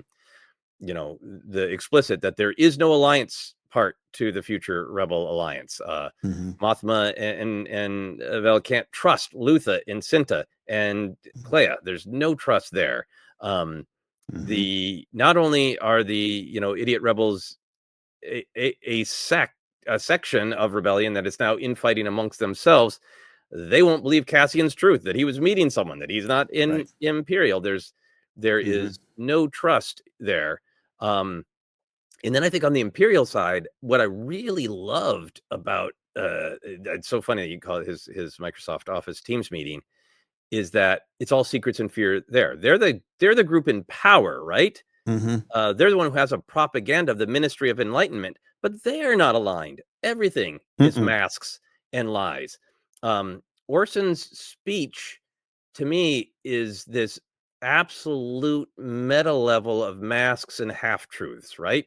Mm. Uh, my interpretation is that, okay, when you're watching his speech, you're like, oh, he's lowering the shield and he's going to play him a Death Star building video, right? Mm-hmm. Mm-hmm. And you even got the kind of okay, we've taken care of canon that Tarkin and Yularen don't know about it yet, and they're like, wait, Gorman spiders, and then when he's getting almost spitting angry about unlimited power Mm. and how much they need the Calkite, you're like, oh, this is Mm. the Emperor does not have a sustained energy policy. This is about the Death Star.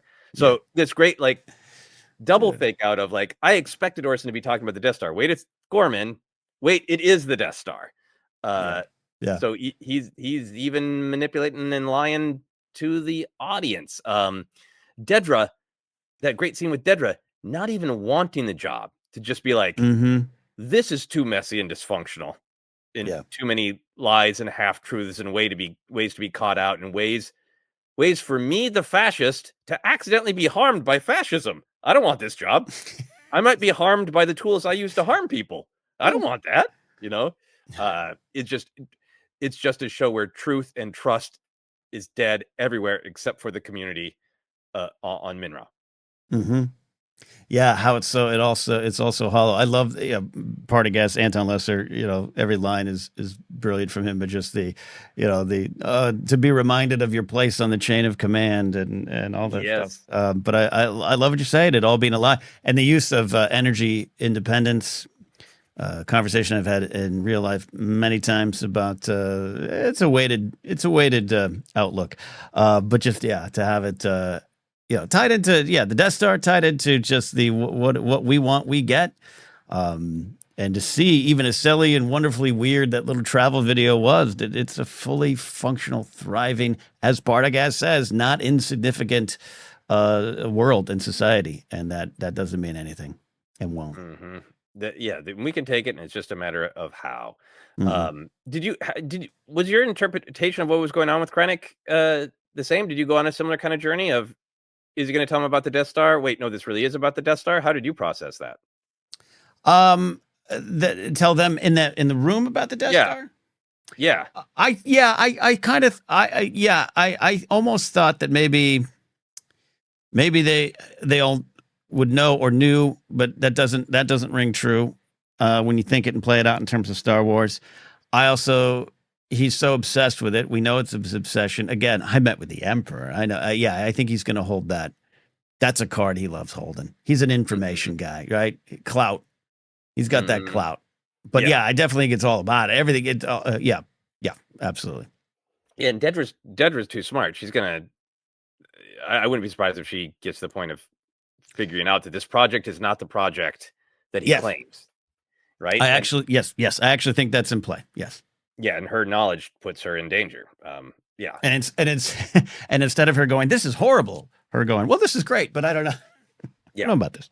Yeah. I don't know. I think for me, it's just one of those really big Star Wars stories of why Lucas was really like, "Hey, you didn't get it. It's miserable to be Vader. Let me make 3 more movies to make that clear." I think I think that's what Andor is kind of following up on too. Of to be the in group in fascism sounds good, and yes, you're not. You're eating better and you're abusing people and all that. But does Dedra's life look happy? Does Partagaz accepts, fascism eats itself, right? they're victims, they're the perpetrators of it, but they're not doing themselves any favors either.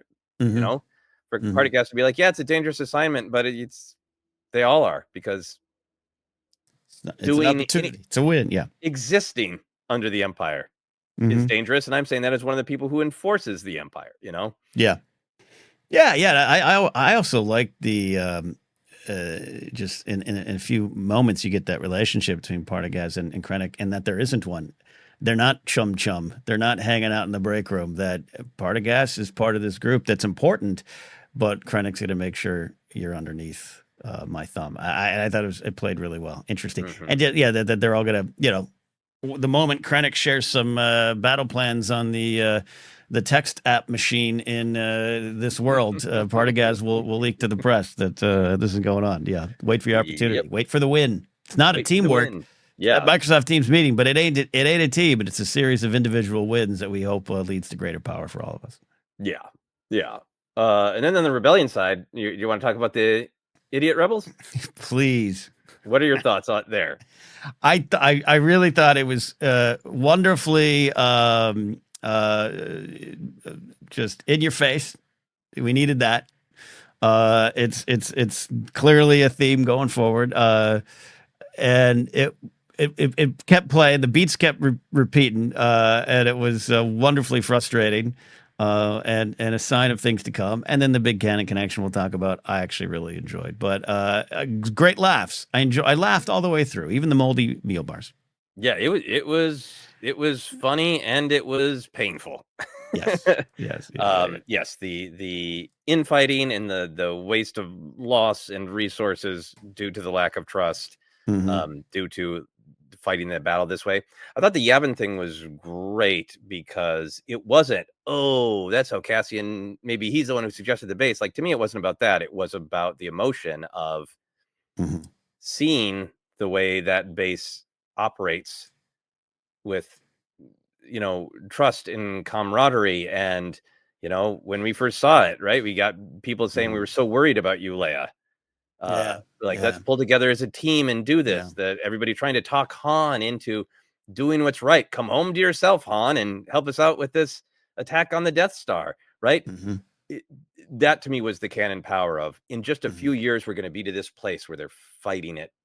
They're fighting with hope and community and connection, even while they're fighting this awful, violent war and blowing up a big thing and committing violence themselves in order to stop violence. They're fighting the battle this way, and look how incredibly far they are from it now. That was the power of seeing the canon connection to me. I really agree with that. Look what's coming, but the you know, and I know there's a lot of lore around the Masasi temples, and you know, Alfred takes a dive into a lot of cool things to explore. Whether or not they'll factor into the show, I don't know. And I know Gilroy had said some stuff about we're going to kind of see the beginnings of the Yavin base and Yavin 4, but I didn't expect this, and it was that part of this sequence was really effective. I agree with you. It was also cool, but especially on second rewatch of. Just thinking of the beasts that roam the wilderness, the death that's out there, the fear, and then these bumbleheads who can't even get together, 12, 14 of them, 15 to start, right? Yeah. And Cassian observing it. We can talk about him observing it all, but just kind of there's those couple of moments of him just kind of like, this is what we got to deal with. This is what we got to overcome to win. Yeah. And I mean, a year later, this is going to be on his mind, right? Of like, yes, I can't function. That was another favorite beat. I liked how frustrated Cassian was when he called into Clea of like, it was the wrong ship. I didn't know how to fly it. And the drop was compromised. And find me somewhere, dry. And Clea doesn't. Clea, as strong as she is, and strong-willed as she is, and as authoritative as she is, even with Luthen, she was like, let me figure this out. Let me go back. Yeah, I love that. Love that exchange. Last thing I wanted to highlight, and you have mentioned this, of like how connected Andor is to big important Star Wars themes that are pervasive. And to me, one of the biggest Star Wars themes closest to my heart is the organic versus the mechanical, the flowing and human and the sun-filled space versus the sunless space of mechanical rigidity. So many ways it represents itself in Star Wars, but I always talk about just in the first film. Does Luke trust the computer and the way you are supposed to hit a difficult target, or does he take this leap of faith and trust in intuition and organic connection to the Force and to Kenobi and into his own soul and heart and make the shot in the organic way versus the mechanical way? It's at the heart of Star Wars, the contrast between the aesthetic of the rebellion and their ships and the rigidity of the Empire. It's everywhere in Star Wars, right? And I thought that was one of the things about this Andor arc that felt the most Star Wars. All of the heroes and rebels, even the idiot rebels, are coded with the organic. The idiot rebels are on Yavin amidst nature, covered with dirt and grime and the real, right? Bix and Cassian and the Ferrix family are all they're farmers, hands dirty, working on real equipment that really helps people. Gooey. Yeah. One of the only happy moments in this entire 3-episode arc is that authentic community dinner, right? Where they're laughing about how much does big old Brasso need to get full, right? And those people did not have to accept or protect those refugees. The Ferrix refugees did not have to take the leap of faith to tell the rest of this community the truth, right? It's all working together, droids and children playing and laughing. Contrast that to the dinner, to the ritual, the rigid ritual of the Chandrillan wedding. Contrast that to the power game dinner of Cyril and Dedra, which is all just performing a family, right? Cyril doesn't want to do it, but she's his mother and they should. So they do it, and then Dedra's just like, this dinner is an opportunity for me to control this situation. That meal is like, that's Star Wars. That's the light side. That's the Force. And the rest of the show is the dark side, rigid, unnatural, uncomfortable domination games.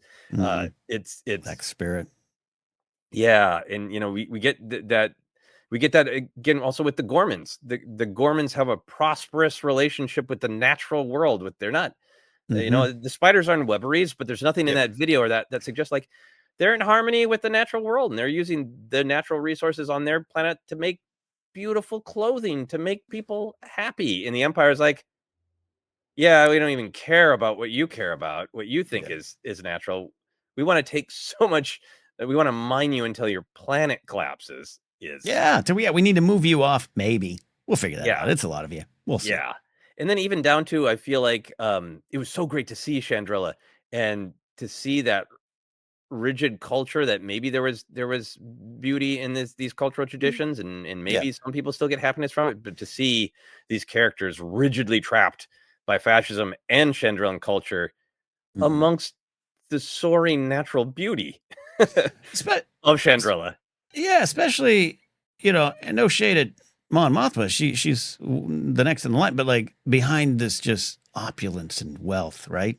There's just all those traditions might have seemed more powerful and spiritual on the ground level. But to see it all up there as cold and distant and what we do to show off. Look at this.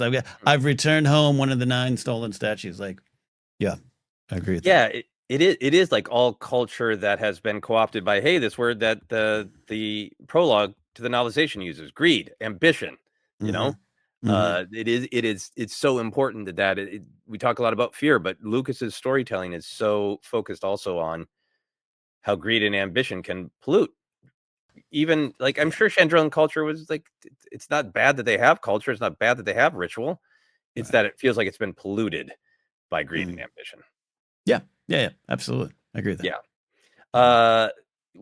Any other thematic thoughts or ideas that you wanted to discuss or wait down these episodes? No. We came out swinging with some big ones for this, and I'm good with them.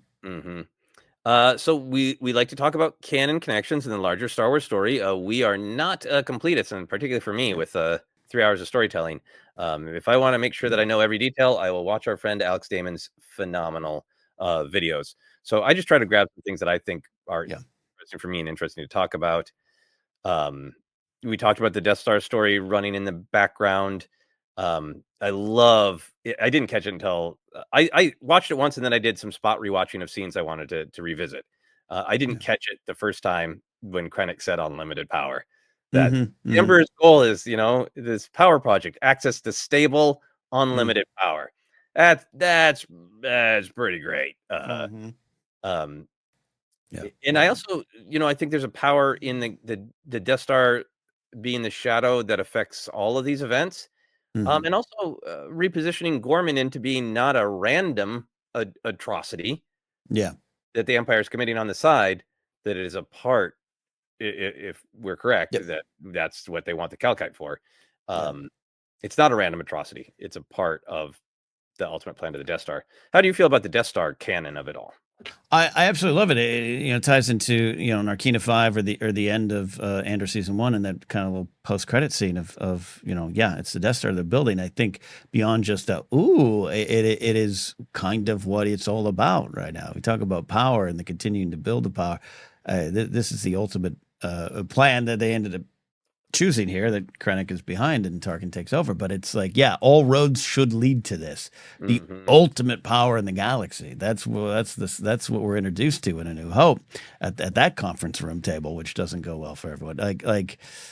And meanwhile, Palpatine buried away.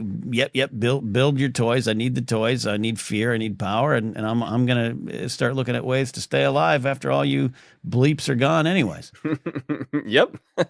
So it all should tie together, and there are many massacres and many genocides and many atrocities in this galaxy, under the rule of the Empire. But I do like that beyond just plucking a name from the past and an EU thing that has maybe a different take on it, but adding some oomph to it in a different way. We are no longer just going to see the Gorman massacre. We're really going to understand its place in the story that we're watching. Yeah, I think it's phenomenal, and I think it's a way to tie lots of storytelling threads together in a way that's really satisfying. How did you feel about getting to see Chandrila in the live action? I liked it. It's slightly similar to Tython and the 118 freeway, but I mean that in a good way. It's a beautiful place to hike. I don't know if it got some established shots out there or not, or where it was. No, I liked it. I liked it. It's one of those. Because we go there in some books, right? Yeah. But to actually kind of live in it as an 80s, 70s, 80s Star Wars kid, always fun, and that's why I like that hike sequence too. It's a beautiful spot, and from the beauty, we got one of the greatest fighters, so to speak, in our rebellion that emerges from it in Mon Mothma. Great to see where she came from. Yeah, I love seeing the similarities and differences to both Alderaan and Naboo, that I think kind of have similar cultures that that generated women who fought the good fight. I also I love the design. The design work is so fantastic. Of so many shots in the first season are somebody framed in one of those circular entryways of the Chandrilan apartment, and yes, the Empire provides it, but there's that line about we get to do a certain amount of redecorating, and they redecorated it clearly. But we're not comfortable unless doors are circles. That's Chandrilan tradition. So to see the echo of all that and the echo of that in the ceremony of I invite you to step into the circle is it's all great design work, and it also helped tell that intimacy story of this should be right. We're coming together, our circles of community, now family, now found family, now marriage. They should all be closing in and becoming more and more safe and warm, and they're more and more tight and restrictive. It's really well done. Yeah, great thought behind it. And again, being mostly practical, roaming around that space, which they talked about. Cool. If anyone hasn't watched yet, I think on Star Wars YouTube they have Andor Declassified, but 11-minute post show vibe. Really good. They talked about the design and just the practical set that everyone gets to walk around on here. And that's not a shot at anything else in Star Wars. It was really nicely done. We talked about Yavin. I did like seeing the Keldor mask in Luthen's shop. That was that was a fun bit of Star Wars nerdery, because when we went to Luthen's shop, I was like, well, what's he sold in the last year? Clearly the most important thing. What has he picked up? What's he sold? Yeah, what's going on? Has that Gungan shield sold yet? So Yeah, that's amazing. the Keldor mask was great. I loved the kids playing with the toy bowcaster. It was Mm-hmm. beautiful. Um, there was The that Walker, right? Yeah. Naboo mention in that one conversation that I need Oh, to with watch it Erskine. again. Yeah. Yeah, to see how much that's setting something up or digging into anything. But I love a mention of Naboo, and it seems like kind of culturally Naboo is in similar circles. So Mm-hmm. it obviously Yeah. has Yeah. importance in being the Emperor's homeworld in this era. Yeah, that character of Erskine, the sense, the assistant, yeah, because he's kind of on all three of the worlds we just Mhm, talked about. You mentioned, yeah, the Gorman, the Naboo, and Chandrilla. I think, mhm. yeah, we'll see. Yeah, We'll see how it plays out. yeah, and the Rakatan warriors from EU storytelling were mentioned last season, and here they are again, so that Yeah, was fun. yeah. But that was really it for me. It was, I think, the Death Star and Yavin were the big meaningful things, and then other little things were like, "Hey, this is fun." Any other, canon stuff that you wanted to talk about? No, I actually one of the things I like is the introduction of new canon and Mhm, Mina Ra, the planet. And who knows? You know, again, was that mentioned somewhere in a comic in '77? I don't know. That's why I lean on Alex. mhm, But for me, after fun speculation, is that Lothal? Are we going to have some kind of giant connection? It is the thing we all do because it's fun. Is this mhm. Ilum? Is the big question that hung over a lot of Star Wars for about 5 years in this era. I just like that it's new and we have new things to talk about, new things to enter into canon. That's what all these shows should be doing, and they continue to do. Love it. Love it. Okay, I think that brings us to, hey, we've said a bunch about how much we love this show. Is there anything about this arc that was a question or a concern for you? Uh, yeah, the concern is the big thing we already talked about with Bix, and I don't want to go into more. It's just a concern of I don't have this answer right now. I have some thoughts on is this good for the franchise? Is this what we want, or can you sit your 10-year old in front of it? You know, you want to watch the prequel series to Rogue One and New Hope. It's this, and can you? There's some things there, but we'll see how it plays out. It is new territory, for better or worse. But they felt confident as a team of creators, and they clearly felt confident as a studio that this is what they wanted to do. So I'm going to sit with that for right now. Yeah. I think well said. And yes, I definitely want to hear more perspectives on it. Um, I think for me, the one sort of frustration that I had viewing it, I'm really glad that they put these 3 episodes together because I think it's phenomenal. Yeah. But I think it would have felt a little slow, and I think a couple of the cliffhangers would have felt like, you know, we don't need to relitigate it, but I do think that we're going through this awkward time of like, what is television storytelling, what is movie storytelling, and a part of me wishes like this team is so great. I wish Disney would have just said, we want you to make 4 2-hour films, structure Hmm. them like films. Because right now they're structured like television episodes, but they're also structured like television episodes with the idea of like, but this is one arc. So we're kind of trying to Yeah. make it television, but we're also kind of trying to tell this one story of Hmm. Hmm. the wedding on Chandrilla and the tragedy on Minrao. Is that it? Minrao, right? I think Minra. Uh, Yeah. Minurao. Yeah, Minurao. Minura. Yeah. Yeah. Yeah. Apologies. New canon. And everything flew by for me, except on a personal level. I struggled a little bit with the middle of Cassian's story. So loved at the beginning what was going on with Cassian and where he ended up and where's the trauma of losing Brasso, and Bix's ongoing trauma, Hmm. including her torture from the previous season. You know, Right. how is that going to advance his story in the fight?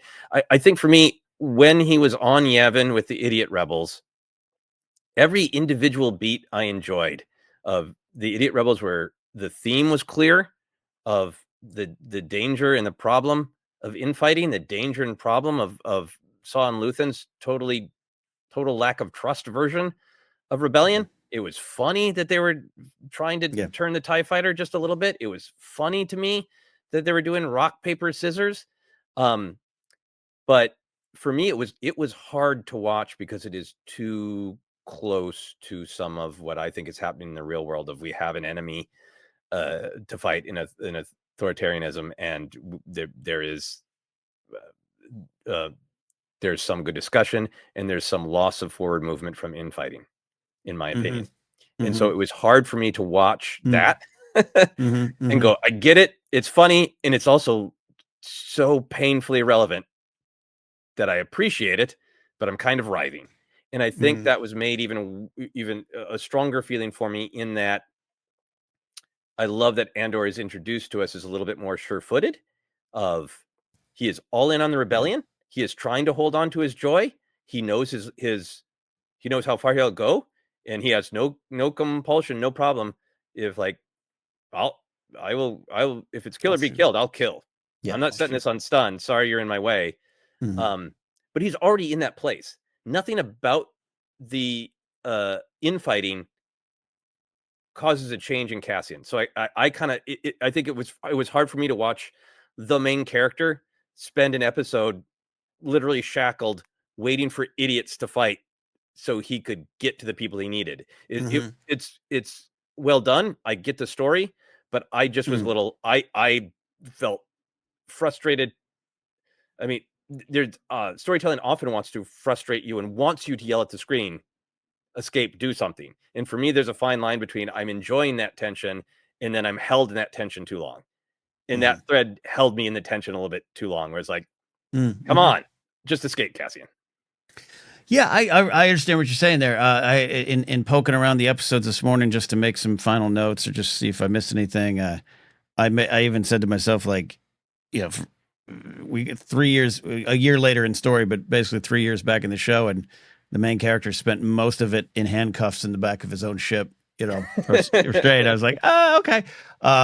So I'm with you on it, but it played well enough for me because of the 3 episodes together, which obviously much discussed once they announced this format and all the Gilroy. Sorry for the podcaster comments. It makes sense, but now that it's here, it was. I wasn't able to watch it right away. I had to go do something. I got a little grumpy of online spoilers, and for anyone that says, "Hey, just don't go online," it's 2025. That's how I find out if democracy's alive. Is going online every hour. That's how I find out if that earthquake I felt is. This isn't a. It's not just a. Can you stay off? I tried to, but I was a little grumpy about that. But once I was able to finally sit down, it is even just as a fan, it's daunting to sit down and watch all this. But once I got through all that, I think it did work for me as a story. I think I would still be a little season one grumpy Aldani arc of come on, come on, come on, get it going. But maybe that means it was truly a wise decision right now to present it this way because it worked. I didn't feel as bogged down. But actually, I take your points. I agree with the points. I wanted Andor to explode into action.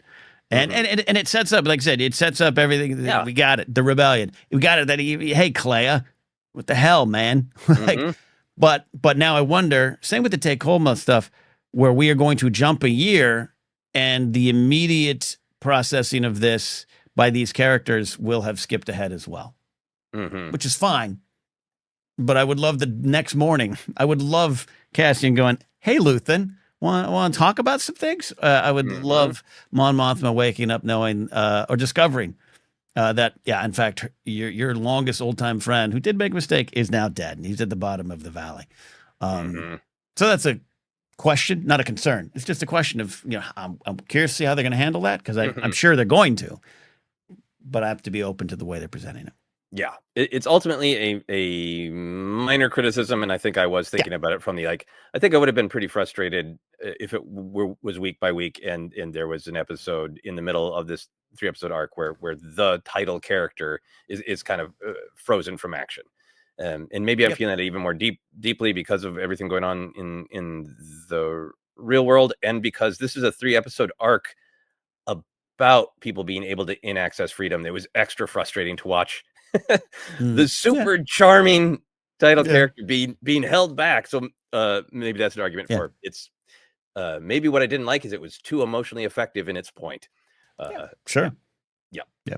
But I do hope for Andor was introduced to us in season 2 is a steadfast character, and I do hope he's got some sort of challenges to his perspectives and is put on the hot seat and really needs to make some. We're building to this choice that he makes in Rogue One to not shoot Galen. It's a defining choice to go with yeah. Jin as defining choices. I really hope that we get to see him make some defining choices within these arcs instead of just being the incredibly awesome, steadfast character he is. Agree with that. Agree with that. So I guess that leads us to predictions and hopes for the future. We didn't get screeners, which I think I'm honestly happy about because I like wondering from week to week. Yeah. And I like, as a broadcaster, being able to guess and not know what happens next. Congrats to everybody who's got the season and has watched it and enjoyed it. But it's fun to be able to talk about what might happen next. So, Ken, what do you have any predictions or hopes for the future of Andor? Yeah. My hope is pretty simple. B2 Emo is okay. He's fine. He's flourishing. Like I said, he led the Battle of Endor. He was on there. He actually took down a walker as well. B2 Emo has become one of my favorites. On the rewatch of season 1, I think he is the most dog-like coded droid there ever is, ever has been, and ever will be. And the sadness of Marva dying and the connection to Cassian, and then him the portrait here, yeah. Yeah. He just breaks my heart because I love him so much, and even some stuff going on in my own life is connecting to this droid feeling abandoned, and I was affected. Brasso's death, I wish I even had a little bit more time with it. I didn't need some dramatic Brasso death. I think it worked, but I just was like, I want to be able to say goodbye to Brasso, but I was hung up on B2 Emo. I love that little guy, so he's flourishing. That's my hope. That's my prediction. As far as the other stuff, we'll see. Yeah, B2 Emo being actually left on a farm to live a happy life. Like, we're not done with B2 Emo, and maybe the next arc will be Cassian being like, no, screw it, I'm going back for B2 Emo. Emo. I'm really excited to see the next turn in the Cyril Loves Dedra dark sitcom, because I think that is going to be surprising and great. I think one of the big things I was left with is the plan that Dedra has, that Orson pulled out of her, is we need some rebels to stir stuff up so we can bring the boot down and spin the galaxy to agree with us, which seems similar to what Luthen might want, which Luthen has promoted before. Of, hey, Aldani, I know people. I want to have more overt rebellion so that the Empire will bring its boot down. So what I'm wondering is if we're leading to this dark story where Krennic, Dedra, and Luthen are in lockstep of like, yeah, we all want a big rebellion, so you'll bring the boot down, and all it is a disagreement of who's going to win that fight, of who's going to profit in spin from this massacre, which leads me to wonder, is Mothma's big break that we're waiting for when she leaves the Senate and calls for the alliance to be started, like we see in Rebels, is that we know that the Gorman massacre causes that. Yeah. But what it's left me wondering is that going to, from Mothma, be a rejection of the Empire and a rejection of the way Luthen has argued to fight this war? Yeah, if he even survives any of that stuff right himself, whether I don't necessarily think he's there, but I'd love all roads leading to the Gorman massacre, which is weird to say. It's a weird Star Wars sentence to say out loud. That again, it's not just something that they randomly plucked. Maybe it was a random. Hey, what do we have, Pablo? What do we have? I don't know, but that it is like you said, tied into the Death Star, tied into this, and tied into what you're talking about of I kind of understand what Luthen's saying. I think it kind of works in season 1, but we have this cloud hanging over the character of Luthen, the cloud over Saw and the partisans, and the fact that Dedra is kind of finally getting a chance to be, I don't know, ahead of it, because in season 1 it seems like she'd be trying to say this kind of stuff, and now to her be like, no, we need them, we can use this, and boom, to have that kind of sync where we connect, where Luthen, his actions and her desires connect, and to, like you say, have Mothma be like, enough. It's fascinating. Yeah, and I mean, she was on that, they referenced her hunt for access, her name for Luthen, and I think that fascinating Imperial conversation of how many Imperials think the rebellion is just the idiots on Yavin, and Dedra is the one who's like, no, there's people like Luthen and Mothma, and they're smart people, and they're dangerous, and I'm one of the only people who see that and accept that. That's try to use it. Yeah. And I fear, I Dedra's such a complicated character. I do think I fear that Krennic will be the end of her before this season is over. I can see that. Yeah, I hope she's hiding. I hope she's behind a tree on Andor, but we'll find out. The other tree, the other side, the other tree. Yep, yeah. The other side. All right. Final question. We try to have a fun question. This one's. We always mean this as fun, but now it's an actual fight.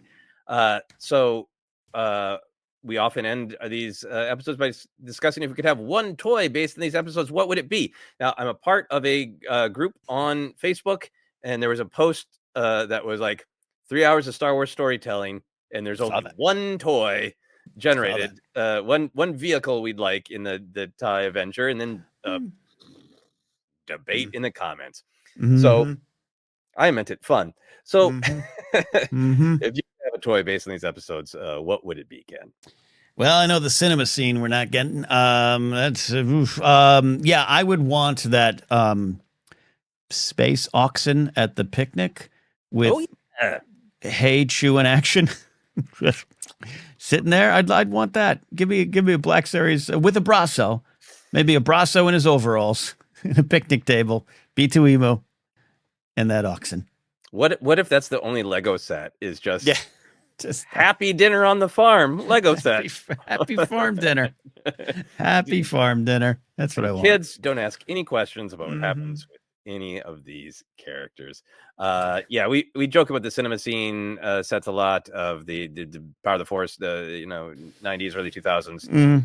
Little cardboard backdrop and then 3 action figures posed in the scene. I do want the dinner party. I want Dedra and Cyril and Edie. And we do need an Edie figure. If there hasn't been one, right? Yeah, I mean there hasn't been. There haven't been a lot of. There's been more Black Series. There haven't been a lot of vintage series. I don't think there's any Edie action figures. That's a need. Yeah. That's we gotta have. Yeah. We need some of these toys. This isn't a toy, but I hope Celebration 2027 in Los Angeles. I hope Lucasfilm has an official Chandrillan ball that we can all, dance. I'll dance wildly out to that one song. And we do need the disco ball droid. Yes. Just life. I don't need that as a toy. I just need that as life. Yeah, I need the drink dispenser droid from Solo and the disco ball, and I'm set for life. Yes, it was great. Yeah. Yep. Droids, man. Part of Star Wars. All right, that is our big look at the first arc of Andor, and I think we kept it around the length of the episodes. Just about. We're good. We're signing out here. Thanks for those who have been waiting. As we know, we used to. We try as a brand, as a podcast, as a show to get our reviews out as soon as possible, but we're taking a little bit of time with Andor. So thank you for the patience with us getting it out. You can find us on social media, especially Blue Sky at ForceCenter Pod, Facebook page ForceCenter Podcast. If you're over there, we're available a lot of spots as a podcast: iHeartRadio, Apple Podcasts, Stitcher, TuneIn. Stitcher's still around. I can't even remember. But also don't forget, on the podcast every Sundays we re-release Databank Brawl. A lot of fun. To go into that. Brasso would be a good Databank Brawl if we bring back a special. Oh, my Lord. God, he was great. He was so great. Charming. Absolutely. We got merch available at TeePublic and Fourth Wall. Patreon.com/ForceCenter is where you can support us. From there, you get into our Discord where a nice, maybe even at times tense, but robust conversation about this episode and the big things that happen in it is going on in our Discord. We have a solid community of Star Wars fans. Even if they're not always like-minded, they do try to come to the table to talk about it in a wonderful way. So shout out to everyone in our community there. You can support me at Cadnapsuck or my website, cadnapsuck.com, for information on all the things I do. Get my comedy album, In My Day, available on Bandcamp if you'd like. Joseph, where can they find and follow you? Yeah, you can find me on Blue Sky and still on Instagram as well. Joseph Scrimshaw is the handle there. And you can also subscribe to my newsletter. I would love to get more people subscribe to the newsletter. It's called Finish Your Monsters.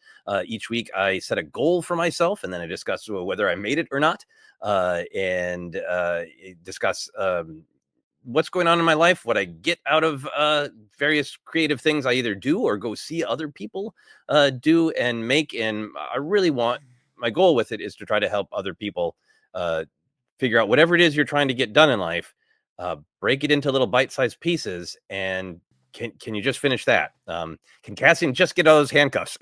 Yeah. Just get home to Bix. That's his goal for the week. That's his monster to finish. So if you're interested in that kind of discussion, I can just Google "Finish Your Monsters" and Joseph Scrimshaw, and it'll pop right up.